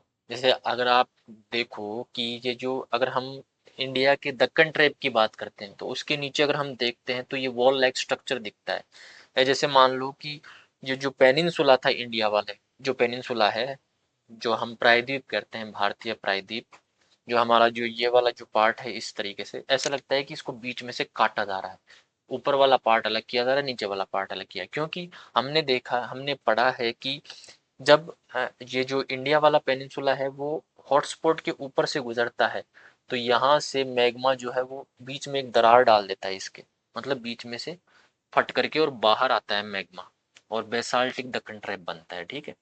तो ध्यान रखना, डाइक वॉल लाइक स्ट्रक्चर है, खंबे नुमा संरचना हम कह सकते हैं, ठीक है। दूसरा जो है, पहला जो बेसिस हमने पढ़ा था वो हमने कहाँ पढ़ा था? कि उत्पत्ति स्थान के आधार पर। दूसरा हम यहाँ पर देखेंगे on the basis of size of crystals, कि क्रिस्टल्स की साइज क्या है, उसके आधार पर चट्टानों को यहाँ पर आग्नेय चट्टानों को डिवाइड किया गया है, क्लासिफाई किया गया। लावा के ठंडा होने यानी कि सॉलिडिफिकेशन के बाद बनी आग्नेय चट्टानों को उनकी स्फटिकों यानी कि क्रिस्टल्स के आकार के आधार पर निम्न प्रकारों में बांटा जा सकता है। सबसे पहले हम यहाँ पर देखते हैं पेग्मेटिटिक रॉक्स। कौन सी रॉक? पेग्मेटिटिक रॉक्स, ये ध्यान रखना सबसे पहले। इनमें बहुत बड़े वेरी लार्ज क्रिस्टल्स पाए जाते हैं। सबसे पहली बात, बहुत बड़े लार्ज क्रिस्टल वाले वेरी लार्ज क्रिस्टल्स वाली चट्टानों को क्या कहते हैं? पेग्मेटिटिक। ये तब बनती है जब लावा अत्यंत धीरे धीरे ठंडा होता है, और अत्यंत धीरे धीरे कहाँ पर होगा? बहुत ही गहराई में। ऐसी चट्टानों में फेल्सपार, क्वार्ट्ज और माइका के विशाल क्रिस्टल देखने को मिलते हैं। इंपॉर्टेंट लाइन है, ध्यान रखना। एग्जाम्पल के लिए ग्रेनाइट, डायोराइट एंड गेब्रो। जब हम इंट्रूसिव रॉक्स के बारे में पढ़ते हैं तो ये तीनों नाम हमने देखे थे वहां पर। दूसरा है समान कणिक चट्टानें, होमोक्रिस्टलाइन रॉक्स। होमोक्रिस्टलाइन रॉक्स, यदि सभी कण क्रिस्टल्स लगभग समान आकार के हो तो समकणिक, इक्वी ग्रेनुलर हम कह सकते हैं इसे। क्या कह सकते हैं? इक्वी ग्रेनुलर, मतलब हर एक क्रिस्टल की साइज सेम हो तो उसे इक्वी ग्रेनुलर रॉक कह देते हैं। ठीक है। और यदि कण छोटे बड़े यानी अनइक्वल आकार के हो तो हम इनइक्वी ग्रेनुलर हमसे कह देते हैं। इनइक्वी ग्रेनुलर, विषम कणीय कह सकते हैं। ठीक है। यह वर्गीकरण मुख्य रूप से चट्टानों के ठंडा होने की दर पर निर्भर करता है। अगर चट्टान देरी से ठंडा हो रही है तो क्रिस्टल्स बड़े होंगे। अगर चट्टान धीरे ठंडा हो रही है, सॉरी, अगर चट्टान देरी से मतलब धीरे धीरे ठंडी हो रही है तो बड़े क्रिस्टल्स बनेंगे। अगर चट्टान जल्दी से ठंडी होगी तो क्रिस्टल छोटे छोटे बनेंगे। ठीक है। थर्ड है एफेनेटिक रॉक। एफेनेटिक रॉक क्या होती है? इनकी जो बनावट होती है वो छोटे कण वाली होती है, फाइन ग्रेन्ड होती है। ये तब बनती है जब लावा अपेक्षाकृत तेजी से ठंडा हो जाता है। हमने पढ़ लिया, इनमें छोटे क्रिस्टल या नग्न नेत्र से अदृश्य कण होते हैं, बहुत छोटे छोटे होते हैं, बहुत छोटे छोटे। उदाहरण के लिए रायोलाइट हो गया, एंडेसाइट हो गया, बेसाल्ट हो गया। तीनों एग्जाम्पल ध्यान रखना। ठीक है। नेक्स्ट है काचाब यानी कि ग्लासी रॉक्स। ग्लासी या वाइटेरस रॉक्स हम इन्हें कह सकते हैं। जब लावा अत्यंत तीव्र गति से ठंडा हो जाता है, बहुत तेजी से ठंडा हो जाता है, मतलब क्रिस्टल, माइनर क्रिस्टल बनने के लिए भी उसे टाइम नहीं मिलता है, तो ऐसे समय में क्रिस्टल बनने का समय नहीं मिलता और चट्टाने कांच जैसी बन जाती है, ग्लासी, जैसे ऑब्सीडियन, पिटस्टोन, परलाइट, प्यूमिस। ध्यान रखना, वॉल्केनिक इरप्शन के दौरान कुछ झाग नुमा पदार्थ जब बाहर निकलता है और सॉलिडिफाई हो जाता है, जिनके बीच में गैस भरी रह जाती है, उससे बनने वाला जो पत्थर होता है वो प्यूमिस होता है। प्यूमिस ऐसा पत्थर जो होता है वो पानी पर तैरता है, क्योंकि उसका जो घनत्व होता है वो उसके अंदर भरी गैस के वजह से बहुत कम रह जाता है। यानी कि उसके अंदर भरी गैस की वजह से उसका जो वजन होता है वो बहुत कम रह जाता है, इसलिए वो पानी पर आसानी से तैर लेता है। ठीक है। पांचवा है फ्रेगमेंटल या टुकड़ेदार चट्टानें, फ्रेगमेंटल और पायरोक्लास्टिक रॉक्स। ये चट्टानें ज्वालामुखीय विस्फोट के समय लावा के साथ निकले छोटे टुकड़ों, राख और कणों से बनती है। जब लावा बाहर आता है तो अपने साथ बहुत सारे टुकड़े, गैस, राख के कण इस तरह से लेकर के आता है। तो जब ये राख के कण, ये टुकड़े कहीं पर जाकर के डिपॉजिट हो जाते हैं, सबसे पहली बात तो ये टुकड़े, ये राख और ये जो कण होते हैं उन्हें हम कंबाइंड रूप से क्या कह देते हैं? पायरोक्लास्ट्स हम कह देते हैं, अग्निखंड हम इन्हें कह देते हैं। जिनमें बॉम्ब होते हैं, ब्लॉक्स होते हैं, लेपिली होते हैं, ब्रेसिया होते हैं, सिंडर्स होते हैं। ठीक है। लेपिली क्या होते हैं? मध्यम आकार के टुकड़े। ब्रेसिया क्या होते हैं? कोने टुकड़े। सिंडर्स क्या होते हैं? महीन राख जैसी सामग्री। लेपिली देखो मटर के दाने की जैसी होती है, मटर के दाने समान, मटर के दाने के समान। ठीक है। तो इन्हें हम पायरोक्लास्टिक मटेरियल्स कह देते हैं। और जब ये पायरोक्लास्टिक मटेरियल सॉलिडिफाई होते हैं या किसी एक जगह पर आकर के इकट्ठा हो जाते हैं और रॉक्स बन जाते हैं तो हम उन्हें पायरोक्लास्टिक रॉक्स कह देते हैं। ठीक है। जब ज्वालामुखी राख, मतलब राख भी निकलती है, और जब ये ज्वालामुखी राख समुद्र में जम जाती है तो उससे बनी चट्टान को हम क्या कहते हैं? टफ कह देते हैं। ये इंपॉर्टेंट लाइन है, ध्यान रखिएगा। क्या कह देते हैं? टफ। अब ये टफ क्या होता है, देखो ध्यान रखें। टफ जो है वो दोहरी प्रकृति की मानी जाती है। जब टफ चट्टाने जो है वो दोहरी प्रकृति की मानी जाती है। कैसे? सबसे पहली बात तो ये इग्नियस इनका ओरिजिन होता है, मतलब ज्वालामुखी उद्गार की वजह से बनती है। ठीक है। पहली बात तो ये हो गई। दूसरी बात ये है कि ज्वालामुखी उद्गार की वजह से तो ये बनती है, लेकिन इनका जो जमाव है वो जल में सेडिमेंटेशन, अवसादन की प्रक्रिया से होता है, इसलिए इन्हें आंशिक रूप से सेडिमेंट्री रॉक्स भी माना जाता है। मतलब टफ एक ऐसी चट्टान है जो सेडिमेंट्री भी है प्लस इग्नियस रॉक भी है। ठीक है, इग्नियस रॉक क्यों है? क्योंकि ज्वालामुखी पदार्थ से बनी होती है, स्पेशली राख से। किससे? राख से। और दूसरी बात, इस राख के सेडिमेंटेशन की प्रक्रिया से चट्टान बनती है, तो ये क्या कहलाती है? सेडिमेंट्री रॉक भी कहलाती है। ध्यान रखिए। तीसरी हम बात करते हैं, पहला आधार हमने देखा उत्पत्ति स्थान के आधार पर। दूसरा हमने क्या देखा? दूसरा हमने देखा कि जो उसके कण थे, उसके जो क्रिस्टल्स थे, उनकी साइज क्या है। ठीक है। तीसरा हम यहाँ पर देखते हैं कि लावा जो होता है, मैग्मा जो होता है, उसका केमिकल कॉम्पोजिशन क्या है, यानी कि किस मैग्मा से वो चट्टानें बनती है। अम्लीय मैग्मा से चट्टानें बन रही है या क्षारीय मैग्मा से चट्टानें बन रही है, उसके बेस पर भी हम इसको डिवाइड करेंगे। और ज्यादातर यहाँ पर आधार क्या लिया जाता है? सिलिका की मात्रा को आधार बनाया जाता है। ध्यान रखिएगा, सिलिका की मात्रा का जो आधार होता था वो बहुत पुरानी बात हो गई है। ठीक है। ठीक है, तो यहाँ पर हम देखते हैं कि सिलिका की मात्रा के अनुसार आग्नेय चट्टानों को 4 मुख्य वर्गों में बांटा गया है। कितने वर्गों में? 4 वर्गों में यहाँ पर बांटा गया है। यहाँ पर देखिए 4 वर्ग। सबसे पहले यहाँ पर दिए हुए हैं प्रकार। दूसरा यहाँ पर दिया गया कि इस प्रकार की चट्टान में सिलिका का प्रतिशत क्या है, और इस प्रकार की जो चट्टान होती है वो किस प्रकार की चट्टान होती है, कौन कौन से यहाँ पर उदाहरण है। देखो, यहाँ पर सबसे पहली जो चट्टान है वो है एसिडिक रॉक, अम्लीय चट्टान। अम्लीय चट्टान में सिलिका की मात्रा क्या होगी? सबसे ज्यादा होगी। कितनी होगी? 65 से 85% तक यहाँ पर इनमें सिलिका की मात्रा होती है। इनकी जो विशेषता होती है कि इनमें सिलिका अधिक होती है, ये हल्के रंग की और कम घनत्व वाली होती है। उदाहरण के लिए ग्रेनाइट एंड रायोलाइट, ये दोनों एग्जाम्पल ध्यान रखिएगा, एसिडिक रॉक की कैटेगरी में आती है। दूसरी है इंटरमीडिएट रॉक। इंटरमीडिएट रॉक का मतलब होता है कि इनमें सिलिका की जो मात्रा होगी वो मध्यम प्रकार की होगी। कितनी होगी? 60 से 65%। रंग जो होगा वो ग्रे या धूसर प्रकार का होगा। और एग्जाम्पल के लिए डायोराइट और एंडेसाइट। डायोराइट एंड एंडेसाइट जो है वो इंटरमीडिएट टाइप की रॉक है। तीसरी है बेसिक रॉक, जिनमें सिलिका की मात्रा कम होती है और इसके अलावा लोहे एवं मैग्नीशियम की मात्रा ज्यादा होती है। सिलिका कम होता है, लोहा और मैग्नीशियम ज्यादा होता है, यानी कि सिलिका कितनी होगी? 45 से 60% के आसपास होगी। एग्जाम्पल के लिए gabbro and basalt. Gabbro and basalt basic rock है, ध्यान रखना। और चौथी है अल्ट्रा बेसिक रॉक्स। इनमें जो सिलिका होगी वो 45% से कम देखने को मिलेगी, कि अत्यंत कम सिलिका देखने को मिलती है, परंतु लोहा और मैग्नीशियम की मात्रा बहुत ज्यादा देखने को मिलती है। पेरिडोटाइट एंड ड्यूनाइट प्रकार की ये चट्टानें हैं। ठीक, चलिए आगे चलते हैं। देखो, एक्सट्रूसिव और इंट्रूसिव चट्टानों का भी रासायनिक संबंध होता है।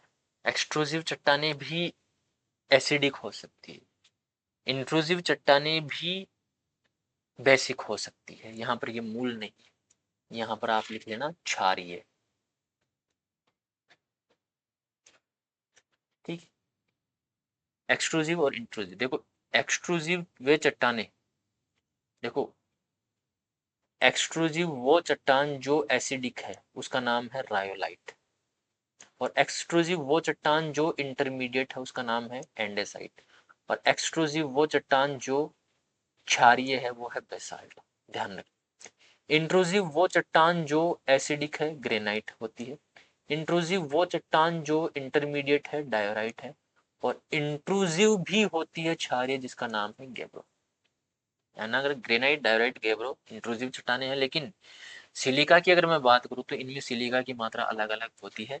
तो गेब्रो में सिलिका कम होती है, ग्रेनाइट में सिलिका ज्यादा होती है, लेकिन गेब्रो इंट्रूसिव है। ठीक है, थोड़ा सा ध्यान से पढ़ लेना इस चीज को।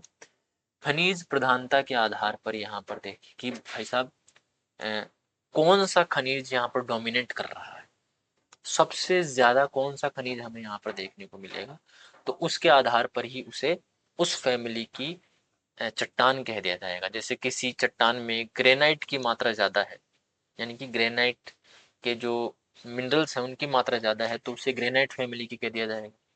कोई में साइनाइट ज्यादा है तो साइनाइट फैमिली की कह दिया जाएगा। कोई इसी में डायराइट के कैरेक्टरिस्टिक ज्यादा है तो उसे डायराइट फैमिली के कह दिया जाएगा। ठीक है, इस तरह से फैमिली डिवाइड किया जाता है। कितने बेस पर?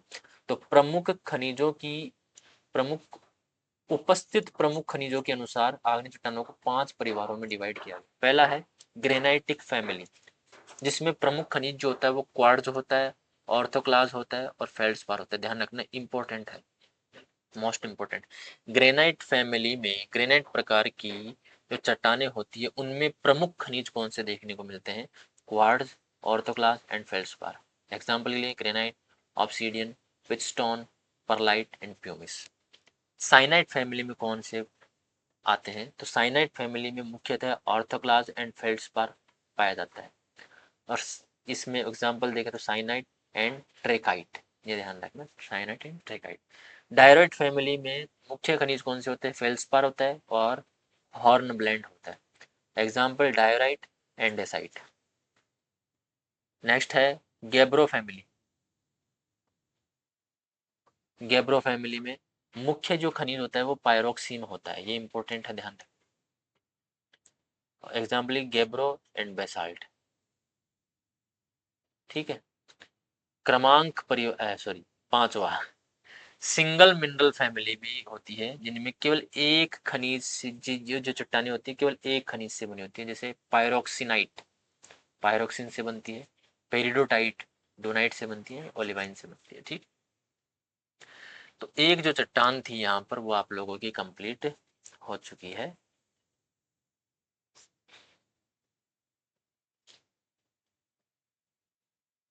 बड़ी थोड़ी सी ये क्लास होगी, मैं इसको चार्ज लगा देता हूँ।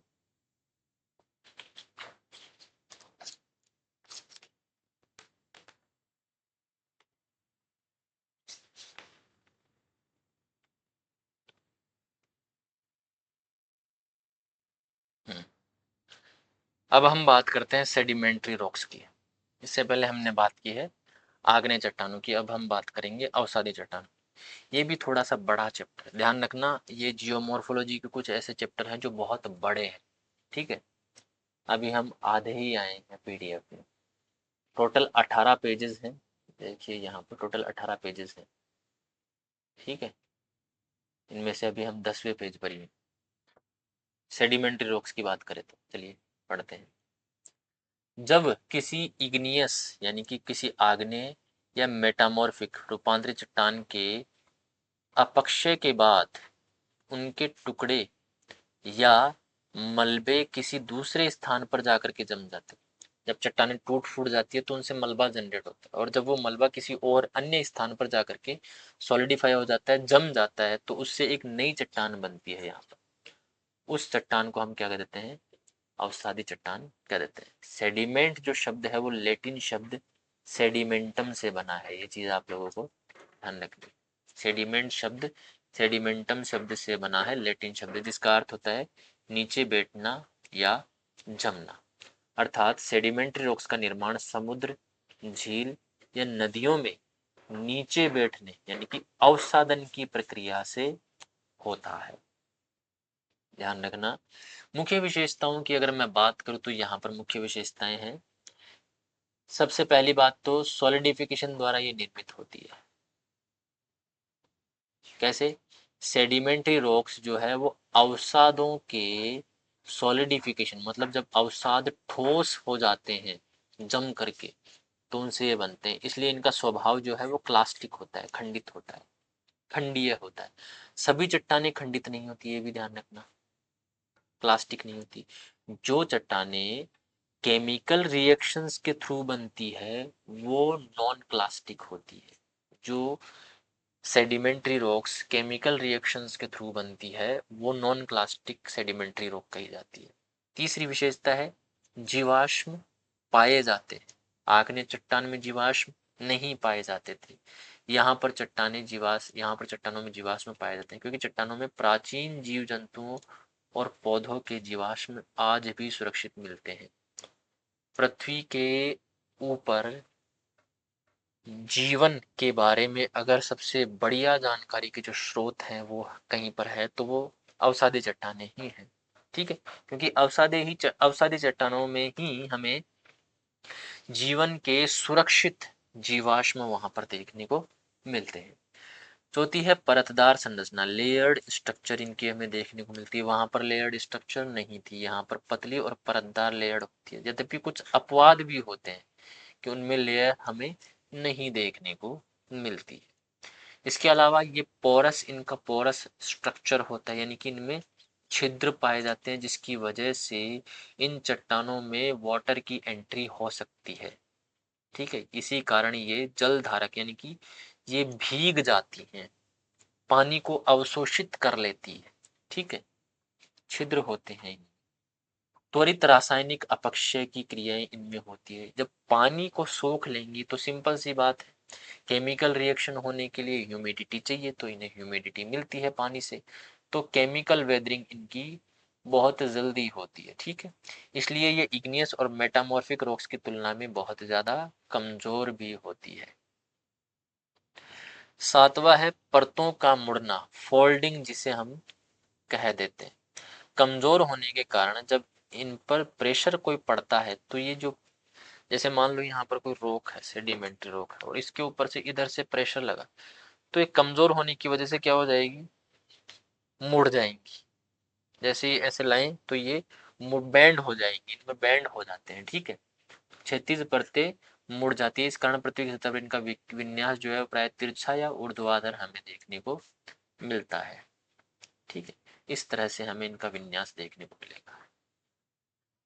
ओके, ज्यादातर क्योंकि प्रेशर लगने की वजह से ये मुड़ जाती है, सिंपल सी बात, ऐसे सिंपल सी बात है, ये मुड़ जाती है। विस्तार और इनका योगदान की अगर मैं बात करूं तो पृथ्वी की सतह का लगभग 75% पार्ट सेडिमेंट्री रॉक से आच्छादित है। आच्छादित है मतलब ढका हुआ है। पृथ्वी को अगर हम 100% माने, उसका जो सतह को अगर हम 100% माने तो उसका सतह का 70% पार्ट पर केवल सेडिमेंट्री रॉक्स पाई जाती है, सतह पर ढकी हुई है। लेकिन अगर हम पूरी पपड़ी की बात करें, क्रस्ट की बात करें, तो केवल 5% ही अवसादी चट्टानें हमें देखने को, पूरी क्रस्ट की अगर मैं बात करूं, इसका अर्थ यह है कि पृथ्वी पर केवल एक पतली परत के रूप में ये दिखाई देती है। जैसे मान लो ये क्रस्ट है, ये मान लो ये क्रस्ट है पूरी,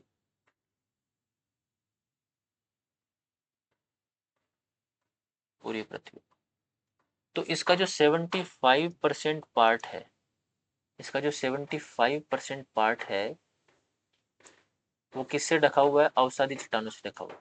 लेकिन ये पूरी जो चट्टान है वो अवसादी चट्टानों से बनी हुई नहीं है, उसका केवल इतना जो पार्ट है, ये वाला जो पार्ट है वो अवसादी चट्टानों से ढका हुआ, मतलब कितना परसेंट, केवल 5% पूरी क्रस्ट का अवसादी चट्टानों से बना हुआ। ओके, चलिए आगे चलते हैं। टाइप्स ऑफ सेडिमेंट्स, यहाँ पर सेडिमेंट भी अलग अलग तरीके का होता है भाई। जब सेडिमेंट अलग अलग तरीके का होगा तो ऑब्वियस सी बात है चट्टानें भी अलग अलग प्रकार की बनेंगी, तो सेडिमेंट के आधार पर चट्टानें हम डिसाइड भी कर सकते हैं। ठीक, तो सबसे हम पहले हम टाइप्स ऑफ सेडिमेंट यहाँ पर देखेंगे। टाइप्स ऑफ सेडिमेंट, अप्रदी अवसाद, यहाँ पर हम लिख सकते हैं अपरदी, अपरदी अवसाद। डेट्रिटल और क्लास्टिक सेडिमेंट हम यहाँ पर इसे कह देते हैं इंग्लिश में। जब पहले से निर्मित, ध्यान से सुन लेना, जब पहले से निर्मित किसी इग्नियस या मेटामॉर्फिक रॉक पर वेदरिंग और इरोजन की प्रक्रिया होती है और यह पदार्थ किसी अन्य स्थान पर जाकर जमता है, तो ऐसे पदार्थ को अपरदी अवसाद या डेट्रिटल सेडिमेंट कहा जाता है। पहले से मौजूद सेडिमेंट, पहले से मौजूद आग्नेय और मेटामॉर्फिक रॉक का जब सेडिमेंट बनता है और वो किसी अन्य जगह पर जाकर के जमता है तो उसे अपरदी अवसाद कहते हैं, सिंपल सी बात। दूसरा है केमिकल सेडिमेंट, जब समुद्र के जल में घुले रासायनिक पदार्थ जमकर किसी चट्टान का निर्माण करते हैं तो ऐसे पदार्थ को केमिकल सेडिमेंट कहते हैं। जब समुद्र के अंदर कोई घुला हुआ केमिकल है तो उसे केमिकल सेडिमेंट कहा जाता है, सिंपल सी बात, जिसकी वजह से रॉक बनती है। तीसरा है बायो सेडिमेंट, यानी कि जब जलमग्न रहने वाले जीवों के अवशेष जब वो मर जाते हैं तो उनसे किसी चट्टान का निर्माण होता है, तो बायो सेडिमेंट्री रॉक होती है। क्यों, क्योंकि वो किससे बनी है, बायो सेडिमेंट से बनी है। चौथा है पायरोक्लास्टिक सेडिमेंट। सिंपल सी बात है, थोड़ी देर पहले हमने देखा था, जब वॉल्केनिक इरप्शन होता है, ज्वालामुखी उद्गार होता है, तो उससे निकलने वाली गैस, उससे निकलने वाली चट्टानी टुकड़े, उससे निकलने वाली राख जब एक जगह पर इकट्ठा होती है तो वो ज्वालामुखी अवसाद ही होता है, और उससे बनने वाली जो चट्टान है वो ज्वालामुखी अवसादी चट्टान कहलाती है। ठीक, जब ज्वालामुखी क्रिया से उत्पन्न पदार्थ जैसे वॉल्केनिक ऐश समुद्र या अन्य स्थानों पर जम जाते हैं तो उन्हें पायरोक्लास्टिक सेडिमेंट कहा जाता है। यहाँ पर एग्जाम्पल दिया हुआ टफ रॉक, जो वॉल्केनिक ऐश के जमने से बनती है। केमिकली फॉर्म्ड सेडिमेंट्री रॉक्स, यहाँ पर हम देखते हैं रासायनिक प्रक्रिया से बनी हुई अवसादी चट्टानों के बारे में हम देखते हैं। जब समुद्र के जल में घुले हुए रासायनिक पदार्थ जम जाते हैं या तल में अवसाद के रूप में बैठ जाते हैं तो उनसे रासायनिक अवसादी शैलें बनती है। सबसे पहली बात तो इन चट्टानों को हम नॉन क्लास्टिक कैटेगरी में डालते हैं। ध्यान रखना, भी हमने पढ़ा था केमिकल कंपोजिशन की वजह से बनी हुई अवसादी चट्टानें नॉन प्लास्टिक कैटेगरी में है, और फिजिकल कंपोजिशन से बनी हुई चट्टानें प्लास्टिक कैटेगरी में आती है। ओके, और इन्हें रासायनिक संगठन केमिकल कंपोजिशन के आधार पर दो मुख्य वर्गों में बांटा जाता है। कौन कौन सी? सबसे पहली है चूना प्रधान कैलकेरियस टाइप। क्यों? क्योंकि इनमें कैल्शियम की मात्रा अधिक होती है, इन्हें इसलिए इन्हें कैलकेरियस टाइप की सेडिमेंट्री रॉक कहा जाता है। जैसे कि लाइमस्टोन चूना प्रधान होती है, डोलोमाइट चूना प्रधान होती है, जिप्सम चूना प्रधान होती है, रॉक साल्ट यानी कि सेंधा नमक सोडियम क्लोराइड जिसे हम कहते हैं, ये चूना प्रधान अवसादी चट्टान होती है। दूसरी है सिलिका प्रधान यानी कि सिलीशियस टाइप। इनमें मुख्यतः क्या होती है? सिलिका की मात्रा अधिक होती है, इसलिए इन्हें सिलिका प्रदान कर दिया जाता है। नोवाक्यूलाइट या नोवाक्यूलाइट हम कह देते हैं, चर्ट हो गया, फ्लिंट पत्थर जो हो गया, ओपल पत्थर जो हो गया, ये सभी क्या है? सिलिका प्रधान अवसादी चट्टानें। दूसरी है बायोलॉजिकली और ऑर्गेनिकली फॉर्म्ड सेडिमेंट्री रॉक्स, जैविक प्रक्रिया से बनी हुई अवसादी जल है। जब समुद्रों और झीलों में रहने वाले जीवों के खोल, अस्थि पंजर या वनस्पति अवशेष लंबे समय तक तलछट में दबकर ठोस हो जाते हैं तो उनसे बनने वाली चट्टानें क्या कहलाती है? जैविक अवसादी चट्टानें कहलाती है। इनमें तीन प्रमुख प्रकार होते हैं, यहाँ पर भी ये तीन प्रमुख प्रकार की है। जैसे कि ऐसे जीव जिनमें कैल्शियम बहुत ज्यादा देखने को मिलता है, ठीक है, समुद्री जीव जैसे फोरामिनीफेरा, टेरोपोड, ग्लोबिजेरिना, इनके जो खोल होते हैं, जो कंकाल होते हैं, उनमें कैल्शियम ज़्यादा होता है, और इनसे निर्मित जो चट्टान होती है उन्हें हम चूना प्रधान जैविक अवसादी चट्टान कहते हैं। चूना प्रधान जैविक अवसादी चट्टान, ठीक है, जैसे कि लाइमस्टोन हो गया, चौक हो गया जिसे हम कड़िया पत्थर कह देते हैं, ठीक है। दूसरा है सिलिका प्रधान अवसादी चट्टान, सिलिका प्रधान जैविक अवसादी चट्टान हम ये कह देते हैं। जैसे कि रेडियोलेरियन हो गया, डाइटम हो गया, ऐसे सूक्ष्म जीवों के सिलिका कंकालों से निर्मित जो चट्टानें होती है सिलिका प्रधान जैविक अवसादी चट्टान कह देते हैं। जैसे रेडियोलेरियन रॉक हो गया, डाइटोमेसियस रॉक हो गया, डाइटोमेशियस अर्थ जो होती है वो सिलिका प्रधान जैविक अवसादी चट्टान कहलाती है। तीसरा है कार्बन प्रधान, ठीक है, कार्बन प्रधान जैविक अवसादी चट्टान, ठीक है, जैसे कि वनस्पति और पेड़ों के अवशेषों से निर्मित जो चट्टानें होती हैं ये होती है, ये क्या कहलाती है? कार्बन प्रधान जैविक अवसादी चट्टानें कहलाती है। सबसे पहली बात तो सबसे इंपॉर्टेंट यहाँ पर जो एग्जाम्पल है वो है कोयला। ये एग्जाम्पल क्वेश्चन एग्जाम में पूछा गया है ये क्वेश्चन कि कोयला किस प्रकार की चट्टान है? तो जैविक चट्टान है। कोयले के यहाँ पर प्रकार देख लो, पीट, लिग्नाइट, बिटुमिनेट, एंटासाइट, ये सभी क्या है? जैविक चट्टानों कैटेगरी में। अब यहाँ पर एक प्रक्रिया है लिथिफिकेशन। लिथिफिकेशन की बात की जाती है कि लिथिफिकेशन क्या होता है। लिथिफिकेशन सिंपल सी बात है, जो ठोस बनने की जो प्रक्रिया होती है उसे लिथिफिकेशन कहते हैं। जब अवसाद जमा होकर एक दूसरे से संगठित, सीमेंटेड और संपीड़ित, कॉम्पैक्टेड होकर ठोस चट्टान में परिवर्तित हो जाते हैं तो इस प्रक्रिया को क्या कहते हैं? लिथिफिकेशन। सिंपल सी बात है, अवसादी चट्टान जिस प्रक्रिया के थ्रू बनती है उसे हम लिथिफिकेशन कहते हैं। ओके, चलिए, ये दो मुख्य प्रक्रियाओं से होती है। कौन कौन सी? पहली, कॉम्पैक्शन।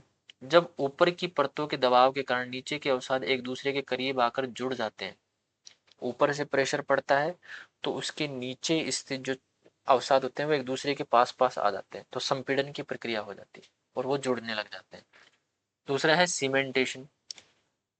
जब ये अवसाद एक दूसरे के पास पास आकर के जुड़ जाएंगे तो इनके बीच में कहीं ना कोई सूक्ष्म जगह रहेगी, खाली जगह बची रहेगी। और जब इस रिक्त जगह में सूक्ष्म खनिज जैसे कि सिलिका, कैल्साइट ये भर जाते हैं, तो ये भरने के बाद ये जो अवसाद थे उनको जोड़ने का काम करते हैं, सीमेंट का काम करते हैं। तो ये उनको जोड़ करके बहुत ज्यादा ठोस बना देते हैं। अवसादों को जोड़ करके क्या बना देते हैं? ठोस बना देते हैं, जिसे हम सीमेंटेशन कह देते हैं। ठीक है। अब इम्पोर्टेंट कैरेक्टरिस्टिक है यहाँ पर सेडिमेंट्री रॉक की, वो तो सिंपल कैरेक्टर थे, यहाँ पर इम्पोर्टेंट कैरेक्टरिस्टिक हम बात करते हैं। सबसे पहली बात तो परतदार संरचना होती है। ये चट्टानें विभिन्न समयों पर बने अलग अलग अवसादों की परतों से बनी होती है, इसलिए इनका रंग और संगठन भिन्न भिन्न दिखाई देते हैं। जैसे मान लो एक टाइम में चट्टान इस तरह से बनी, एक टाइम में चट्टान इस तरह से बनी, क्योंकि ये अलग पत्थर से आई थी, अलग टाइम में बनी थी। दूसरे टाइम पर चट्टान जो है वो इस तरीके से बन जाएगी, तो इसका रंग अलग हो जाएगा क्योंकि ये अलग टाइम में बनी है। तीसरे समय में चट्टान इस तरह की बन जाएगी, तो इसका जो कलर होगा और संगठन होगा वो भी अलग अलग दिखाई देगा, क्योंकि अलग अलग चट्टानों से ये बन रही। ठीक है, तो इस तरह से हमें देखने को मिलती है परतदार संरचना में। कौन कॉन्कोर्डेंट बेडिंग हमें देखने को मिलती है जब सभी परतें एक दूसरे के ऊपर क्षैतिज दिशा में एक समान व्यवस्थित हो, तो यह संकेत है कि उनका निर्माण एक ही भूवैज्ञानिक चक्र में हुआ है। ये समविन्यास होती है, ध्यान रखना। एक ही तरह की रोक होती है, एक ही जियोलॉजिकल साइकिल से बनी है। मतलब या तो रिवर से बनेगी या विंड से बनेगी। ऐसा नहीं है कि रिवर से बनी हुई है, उसके ऊपर हवा के द्वारा उड़ाई कर लाई गई मिट्टी जाकर के डिपॉजिट कर दी तो वो सॉलिडिफाई हो गई और वो सेडिमेंट रॉक नहीं। केवल एक ही भूवैज्ञानिक चक्र में जिसका निर्माण हुआ होगा उन्हें हम कॉनकॉर्डेंट बेडिंग रॉक्स कहते हैं। इनकी होती है, ठीक है, इनमें देखने को मिलती है, बहुत कम देखने को मिलती है ऐसा। ठीक है, रेयर केस में देखने को मिलती है। ज्यादातर पाई जाने वाली जो चट्टानें हैं वो विषम विन्यासी होती है, अनकन्फर्मिटी वाली होती है। जब पहले से झुकी या मुड़ी हुई परतों पर नई क्षैतिज परतें जमा हो जाएं, तो यह बताता है कि उनके बीच एक इरोजनल साइकिल हुआ। इससे विषम विन्यास डिकॉर्डेट कह देते हैं। जैसे मान लो ये मुड़ी हुई चट्टानें हैं यहाँ पर,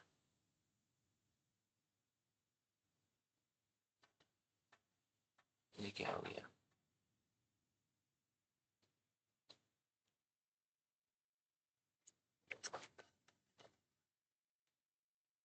ये मुड़ी हुई चट्टानें हैं चार्ज के निकालने से। अब इन मुड़ी हुई चट्टानों के ऊपर क्षैतिज परतें जमा हो जाएं।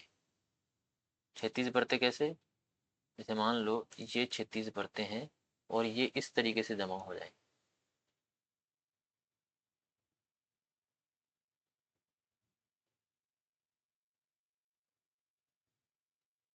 यानी कि ये मुड़ी हुई जो चट्टानें हमें देखने को मिल रही है, इन मुड़ी हुई चट्टानों के ऊपर एक क्षैतिज, ऐसे मुड़ी हुई चट्टानों के ऊपर एक क्षैतिज फ्लैट चट्टानें जब परतें जमा हो जाती है तो इस तरह का जो विन्यास हो जाता है, तो ये बताता है कि इनके बीच में एक इरोजनल साइकिल थी। कैसे? ये एक इरोजनल साइकिल कंप्लीट हो गई, ये एक इरोजनल साइकिल चल रही। ठीक है, मतलब दो अलग अलग साइकिल्स की यहाँ पर बात की गई। इससे पहले वाली क्या थी? इससे पहले वाली ये बात कर रही थी कि यहाँ पर एक ही भूवैज्ञानिक चक्र है,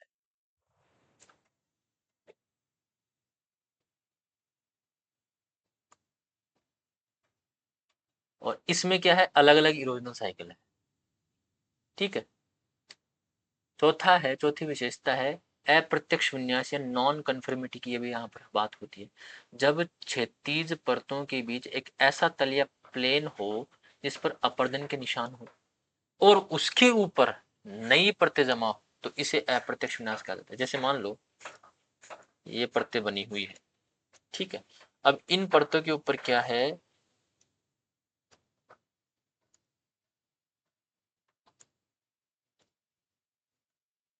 हमें कहीं कहीं अपर्दन के निशान देखने को मिलते हैं।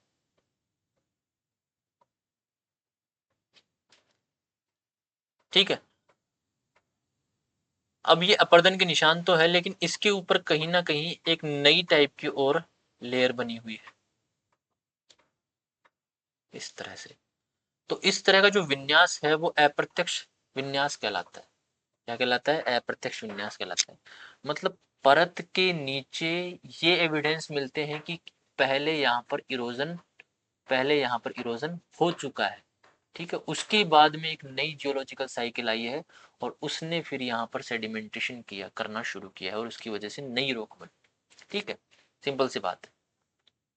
मड क्रैक्स, पंख विदर जिसे हम कह देते हैं, जब बारीक मिट्टी या कीचड़ जैसी तलछट सूख कर फट जाती है, जैसे पूरी मिट्टी है, कीचड़ है, वो सूख गई और वो फट गई। अब जब वो फटेगी तो उसमें दरारें पड़ जाएंगी और वो दरारें जो है वो बहुभुजाकार दरारें बनेगी, अलग अलग टाइप की, इस तरह से,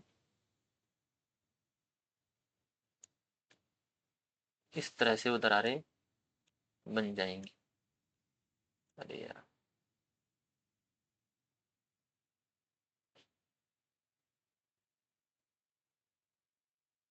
इस तरह से दरारें बन जाएंगी।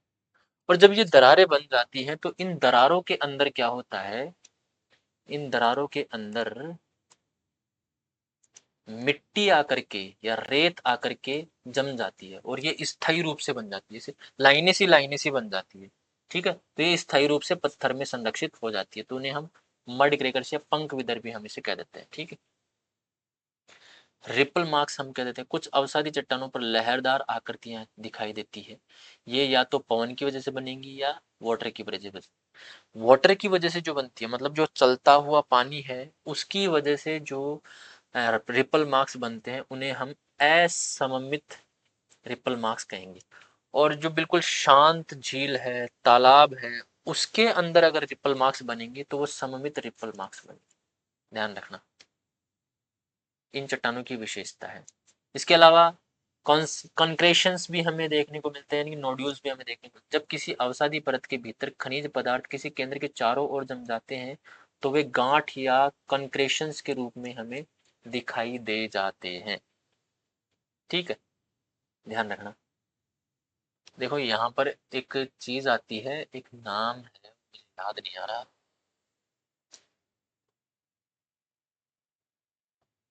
छोड़ो, दिमाग पर जोर नहीं लगाना जा रहा। रंग है, कलर की हम बात करते हैं। अवसादी सेलों का रंग उनमें उपस्थित पदार्थ पर निर्भर होता है। देखो अवसादी चट्टानें जो होती है वो अलग अलग रंग की होती है। आग्नेय चट्टानें क्या होती है, तो लाइट कलर की होगी या फिर डार्क कलर की। यहाँ पर कलर अलग अलग देखने को मिले, क्यों? क्योंकि यहाँ पर जो मिनरल्स होते हैं, सेडिमेंट्स जो होते हैं, वो अलग अलग टाइप के होते हैं। अगर किसी सेडिमेंट में आयरन ऑक्साइड्स या आयरन कंटेंट ज्यादा मिलेगा तो या तो वो लाल होगा या वो भूरा होगा। ठीक है। उसमें जो लेयर्स होंगी वो, अगर किसी में चूने की मात्रा अधिक है तो या तो पीली होगी या वो सफेद होगी या फिर वो हल्के रंग की शेल बनेगी। ठीक है। ये हो गई आपकी अवसादी चट्टानें कंप्लीट। नेक्स्ट है मेटामॉर्फिक रॉक। जब अवसादी या आग्नेय चट्टानें ताप, दाब और रासायनिक क्रिया के प्रभाव से अपने रूप, संरचना तथा संगठन में परिवर्तन कर लेती है तो उनसे जो नई चट्टान बनती है वो मेटामॉर्फिक रॉक कहलाती है। यहाँ अपक्षय का रोल नहीं है। यहाँ पर बात किसकी हो रही है? तापमान की, दाब की और रासायनिक क्रिया की, जिसकी वजह से उसका जो रूप है, उसकी जो संरचना है, उसका जो संगठन है, इवन संगठन वो भी चेंज हो जाता है, उसकी कॉम्पोजिशन चेंज हो जाती है। ठीक है। तो उससे हम क्या कह देते हैं? रूपांतरित शेल कह देते हैं। रूपांतरण की प्रक्रिया जो होती है वो कैसे होती है? देखो मेटामॉर्फिज्म का जो अर्थ होता है वो रूप का परिवर्तन होता है। यह तब होता है जब कोई चट्टान अपने मूल स्थान पर रहते हुए, अपनी जगह पर रहते हुए ताप, दाब और रासायनिक क्रियाओं के कारण परिवर्तित हो जाती है, तो उसे मेटामॉर्फिक रॉक कह देते हैं। तो रूपांतरण के दो आधार हो सकते हैं। कैसे? मेटा इग्नियस रॉक्स, और मेटा सेडिमेंट्री रॉक्स। जो मूलतः आग्नेय चट्टानों से बनी हो उसे मेटा इग्नियस कह देते हैं, जो मूलतः अवसादी चट्टानों से बनी हो मेटा सेडिमेंट्री रॉक कह लेते हैं। सिंपल सी बात है। मूलतः कैसे? देखो सेडिमेंट, कोई रॉक जो होती है वो टाइम टू टाइम चेंज होती रहती है। एक ही रॉक एक जैसी नहीं बनी रहती है, वो बदलती रहती है। अब जिस टाइप की वो रॉक थी उस टाइप में मेटामॉर्फिज्म हुआ है तो वो उसी टाइप की रॉक कहलाएगी। जैसे मान लो कोई आग्नेय रॉक है, मतलब आग्नेय चट्टान है, उसका मेटामॉर्फिज्म हो रहा है तो मेटा इग्नियस रॉक कहलाएगी। और अगर कोई सेडिमेंट्री रॉक है उसका मेटामॉर्फिज्म हो रहा है तो वो मेटा सेडिमेंट्री रॉक कहलाएगी। मतलब बात यहाँ पर बात की जा रही है उसके मूल पदार्थ की, या तो वो अवसादी चट्टान से बनेगी या फिर वो आग्नेय चट्टान से बनेगी। यहाँ पर आगे चलते हैं मेटामॉर्फिज्म के प्रकार। पहला है थर्मल मेटामॉर्फिज्म, जिसे हम तापीय रूपांतरण या संपर्क रूपांतरण भी कह देते हैं। कैसे? जब किसी चट्टान की परतें अधिक तापमान के संपर्क में आती है, पहली बात है जब किसी चट्टान की परतें ज्यादा तापमान के संपर्क में आती है, यहाँ पर तापमान की भी बात हो रही है और संपर्क की भी बात हो रही है। जब तापमान के संपर्क में आती है, विशेषकर जब वे मैग्मा या लावा के संपर्क में आती है, क्योंकि ज्यादा टेम्परेचर वहीं पर देखने को मिलेगा, तो उन चट्टानों में रूपांतरण हो जाएगा और इस स्थिति में ताप अधिक होता है परंतु दाब अपेक्षाकृत कम होता है, इसलिए इन्हें कॉन्टेक्ट मेटामॉर्फिज्म कहेंगे। कॉन्टेक्ट में तो आती है लेकिन वो प्रेशर नहीं लग पाता, तो वो जो टेम्परेचर होता है उसकी वजह से वो चेंज हो जाती है, तो उसे कॉन्टेक्ट मेटामॉर्फिज्म कहेंगे। मैग्मा के जो आसपास की चट्टाने हैं उनका रूपांतरण हो जाएगा उस टेम्परेचर की वजह से। दूसरा है डायनामिक मेटामॉर्फिज्म। इसमें इंपॉर्टेंट जो रोल होता है वो टेम्परेचर का ना हो करके प्रेशर का होता है। इसमें प्रेशर ज्यादा लगता है, टेम्परेचर बहुत कम होता है। ठीक है। जब अत्यधिक दाब के कारण चट्टानों में परिवर्तन होता है तो इसे दाबीय या रीजनल मेटामॉर्फिज्म या फिर मैं कहूँ डायनामिक मेटामॉर्फिज्म इसे कह देते हैं। ये मुख्यतः दो रूपों में होता है। पहला स्टैटिक मेटामॉर्फिज्म, दूसरा डायनामिक मेटामॉर्फिज्म। कैसे? जब ऊर्ध्वाधर दिशा में ऊपर की ओर से दाब पड़ता है, जब ऊपर से दाब पड़ता है तो चट्टान अपने ही स्थान पर रहती है। चट्टान की ये जगह है, जैसे मान लो मैं यहाँ पर बनाता हूँ, ये चट्टान है, इसके ऊपर से प्रेशर पड़ेगा तो चट्टान अपनी जगह से नहीं हटेगी, चट्टान अपनी जगह, ऊपर से प्रेशर लग रहा है। तो इस तरह का जो मेटामॉर्फिज्म होगा, इस तरह से जो परिवर्तन होगा वो स्टैटिक मेटामॉर्फिज्म कहलाएगा, स्थिर दाब रूपांतरण कहलाएगा।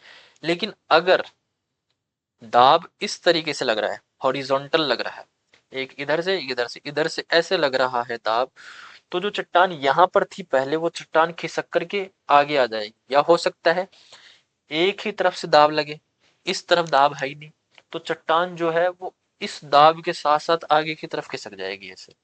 तो ये गतिशील रूपांतरण हो जाएगा। ठीक है। तो सिंपल सी बात है, स्टैटिक ऊपर की तरफ से लगता है और डायनामिक क्षैतिज दिशा में जब दाब पड़ता है तो चट्टानें मुड़कर फोल्ड हो जाती है या अपनी जगह से शिफ्ट हो जाती है, तो रूपांतरण होता है, तो उसे हम गतिशील रूपांतरण कह देते हैं। थर्ड है हाइड्रोथर्मल मेटामॉर्फिज्म, जल तापीय रूपांतरण। जल तापीय रूपांतरण, पहली बात तो पानी है, दूसरा बात उस पानी का तापमान ज्यादा है। दो चीजें हैं, जल है और तापमान है। यह तब होता है जब गर्म जल या गैसें चट्टानों के खनिजों से क्रिया करती है। गैस आ गई, पानी आ गया है, वो क्या करेगी? रिएक्ट करेगी चट्टानों के खनिजों के साथ, जिससे क्या होगा? नए खनिज और नई संरचनाएं बनती, रिएक्शन होगा वहां पर और एक नया मिनरल वहां पर बन जाएगा। इससे जल रासायनिक परिवर्तन का जो है वो माध्यम बनता है और जिसकी वजह से जो चट्टाने हैं वो रूपांतरित हो जाती है, उनका रूप परिवर्तित हो जाता है गर्म जल की वजह से, गर्म गैसों की वजह से।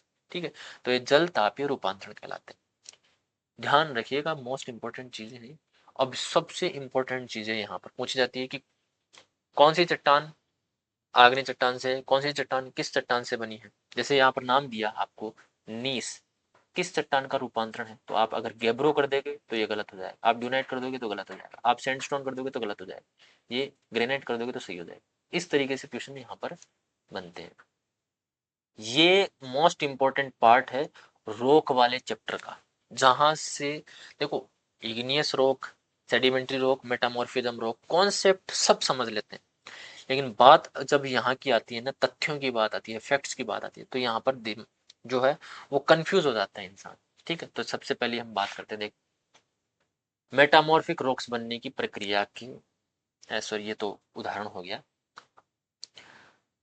यहाँ पर पेरेंट रॉक दी गई है और यहाँ पर उसके द्वारा बनी हुई मेटामॉर्फिक रॉक दी गई है। देखो ग्रेनाइट आग्नेय चट्टान है जिससे नीस बनता है, ये भी जी से शुरू होता है और ये भी शुरू होता है जी से। देखो जब हिंदी में पढ़ोगे ना तो ग्रेनाइट मतलब गए और नीस मतलब नीस, तो ये याद करने में थोड़ा सा डिफिकल्ट होगा। तो ये भी जी से शुरू होता है ग्रेनाइट, ग्रेनाइट से नीस बनेगा, ध्यान रखिए।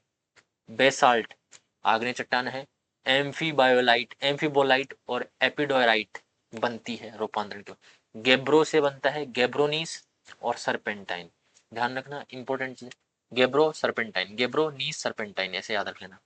डुनाइट, डुनाइट से सरपेंटाइन बनता है। डुनाइट भी किस तरह की चट्टान है, आग्नेय चट्टान है।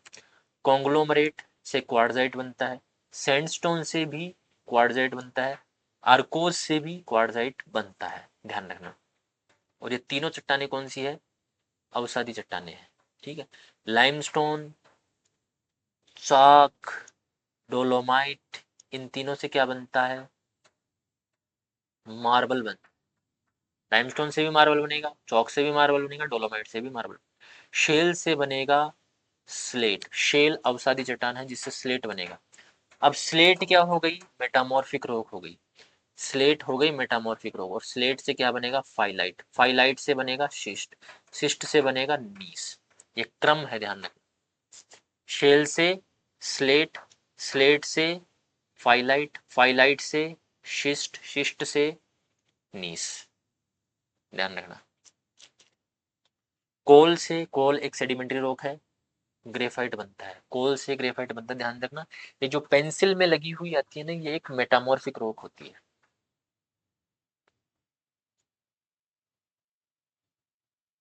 ग्रेनाइट नहीं होता, वो ग्रेफाइट होता है। एंटीक अति कायांतरित रॉक, यहाँ पर देखो अति रूपांतरित शैले की हम बात करते हैं। कई बार रूपांतरण के बाद मेटामॉर्फिक रॉक्स में दोबारा मेटामॉर्फिज्म होता है, पहले से चेंज हो चुकी होती है उसमें वापस से मेटामॉर्फिज्म होता है, और इसे ही हम क्या कहते हैं, अल्ट्रा मेटामॉर्फिज्म कहते हैं। जैसे कि स्लेट जो है किससे बनी थी, शेल से बनी थी, शेल से स्लेट बनी। अब स्लेट एक क्या है, मेटामॉर्फिक रॉक है। अब इस मेटामॉर्फिक का फिर से मेटामॉर्फिज्म हुआ, फाइलाइट बना, फिर से मेटामॉर्फिज्म हुआ, शिस्ट बना, फिर से मेटामॉर्फिज्म हुआ, नीस बना, फिर से मेटामॉर्फिज्म हुआ, मिगमेटाइट बना। इतने मेटामॉर्फिज्म होंगे, तो ये ध्यान रखिएगा, स्लेट, फाइलाइट, शिस्ट, नीस, मेगमेटाइट। ठीक है, इसे दो प्रकार से हम समझ सकते हैं, एक तो होता है प्रोग्रेसिव मेटामॉर्फिज्म और एक होता है रिग्रेसिव मेटामॉर्फिज्म। सिंपल सी बात है, जब चट्टानों की कठोरता और ग्रेड बढ़ती है तो वो प्रोग्रेसिव होता है, मतलब प्रोग्रेस का मतलब होता है बढ़ना, और रिग्रेस का मतलब होता है नीचे की तरफ आना, घटना। ठीक है, यानी कि जब चट्टान की कठोरता और ग्रेड बढ़ता है तो वो प्रोग्रेसिव मेटामॉर्फिज्म कहलाता है, जैसे स्लेट से फाइलाइट, सिस्ट, नीस। और अगर ये उल्टा चल गया कि नीस से शिस्ट बन गया, शिस्ट से फाइलाइट बन गया, फाइलाइट से स्लेट बन गया, तो ये रिग्रेसिव हो जाएगा, ध्यान रखना। ठीक है, तो कैसे भी हो सकता है, किसी भी तरीके का मेटामॉर्फिज्म हो सकता है, प्रोग्रेसिव मेटामॉर्फिज्म भी हो सकता है और रिग्रेसिव मेटामॉर्फिज्म भी हो सकता है, दोनों तरीके से हो सकता है। रिग्रेसिव जब चट्टान की कठोरता और ग्रेड घटता है। मेटामॉर्फिक रॉक्स के स्ट्रक्चर की अगर हम बात करें तो इसमें फोलिएशन होता है और नॉन फोलिएशन होता है। देखो फोलिएटेड स्ट्रक्चर की अगर मैं बात करूं तो जब रूपांतरित चट्टानों में खनिज कण समान दिशा में एक पंक्ति या परतों में व्यवस्थित हो तो उसे फोलिएटेड मेटामॉर्फिक रॉक कहा जाता है। सिंपल सी बात है, ये आप लोग ध्यान रखना, खनिज कण समान दिशा में एक पंक्ति के रूप में, एक लाइन के रूप में या परतों में व्यवस्थित हो तो उसे हम क्या कहते हैं, फोलिएशन कहते हैं, फोलिएटेड रॉक कह देते हैं। जैसे कि स्लेट में हो गया, फाइलाइट में हो गया, शिस्ट में हो गया, नीस में हो गया। इसके अलावा नॉन फोलिएटेड स्ट्रक्चर क्या होता है, आप लोग सब लोगों ने देखा है, जो व्हाइट मार्बल होता है उसमें आप लोगों ने देखा है। ठीक है, जब चट्टाने एक समान खनिजों से तो बनी हो लेकिन उनमें कोई परतें ना हो, लाइंस ना हो, लाइंस भी हो तो वो बिल्कुल ऐसे लीनियर ना हो, आधी इधर है, आधी इधर, आधी इधर, इधर ऐसे ऐसे बनी हुई होती है। मार्बल में देखा होगा आपने, जैसे मान लो ये मार्बल का पत्थर है जिसमें लाइनें इस तरीके से बनी हुई है, हल्की हल्की लाइनें दिखती है, ठीक है, पढ़ते नहीं होती। मार्बल क्वाड्राइट ये एग्जाम्पल है, आप लोग ध्यान रखिएगा। और लास्ट पॉइंट में आते हैं, हमारे इम्पोर्टेंट चीज है यहाँ पर 11th की जो फिजिकल ज्योग्राफी उसमें दिया हुआ था कि मोह स्केल जो होता है, सिंपल सी बात, सबसे पहली बात तो मोह जो स्केल होता है वो चट्टानों की कठोरता को मापने के लिए यूज किया जाता है, ठीक है। और यहाँ पर हमें 10 चट्टानें ऐसी दी गई है, जस्ट खनिज ऐसे दिए गए हैं जिनको कठोरता के आधार पर बांटा गया, उनको रैंक दिया गया, सबसे सॉफ्ट को सबसे लोअर, सबसे कम संख्या दी गई है, और सबसे हार्ड को सबसे ज्यादा संख्या दी गई है। मतलब हार्डेस्ट जो है उसे 10 कहा गया है और सॉफ्टेस्ट जो है उसे 1 कहा गया है, ठीक है। जैसे टेल्क होता है, टेल्क सबसे सॉफ्ट होता है, इसको कठोरता में रैंक कौन सी मिली है, 1। Gypsum 2, calcite 3, fluorite 4, apatite 5, orthoclase feldspar 6, quartz 7, topaz 8, corundum 9 and diamond, ये पूछा जाता है, एग्जाम में भी पूछा गया। मोह स्केल पर डायमंड की रैंक क्या है, 10। मतलब हार्डेस्ट, हार्डेस्ट अगर किसी को कहा गया तो है डायमंड। तो ये हो गई आपकी क्लास कंप्लीट। अगर आप लोगों को क्लास पसंद आई हो तो लाइक ज़रूर करें क्लास को, चैनल को सब्सक्राइब करें, वीडियो के नीचे कमेंट, क्या आप कमेंट नहीं करते हो यार कि आपको क्लास कैसी लगी। मुझे तो लगता है आप लोग पूरी क्लास भी नहीं देख पाते। सही है, फ्री की जो चीज़ मिलती है ना उसकी वैल्यू कहीं नहीं है, चाहे वो कितना ही बढ़िया से बढ़िया कंटेंट दे दे। देखते हैं अगर इस पर अच्छे लाइक आते हैं, अच्छे सब्सक्राइबर्स आते हैं, कमेंट आते हैं, तो आगे आने वाली क्लासेस जो होगी वो आपके लिए फ्री होंगी, वरना मैं अब कोर्स लॉन्च करूँगा, ठीक है। और कोर्स की जो प्राइस है वो 2000 से नीचे नीचे रखेंगे, अगर इस पे अच्छे लाइक सब्सक्राइबर कमेंट नहीं आए तो। क्योंकि मुझे पता है बहुत से लोग ऐसे हैं, ऐसे समझते हैं कि फ्री की क्लास है, यूट्यूब पे पढ़िए मतलब क्वालिटी कॉम्प्रोमाइज्ड हो जाए, ऐसा नहीं, क्वालिटी बहुत अच्छी मिल रही है आप लोगों को, ठीक है। मिलते हैं नेक्स्ट वीडियो में, चलिए देखते हैं रिस्पॉन्स कैसा रहता है आप लोगों का। तब तक के लिए अपना ध्यान रखिएगा, जय हिंद।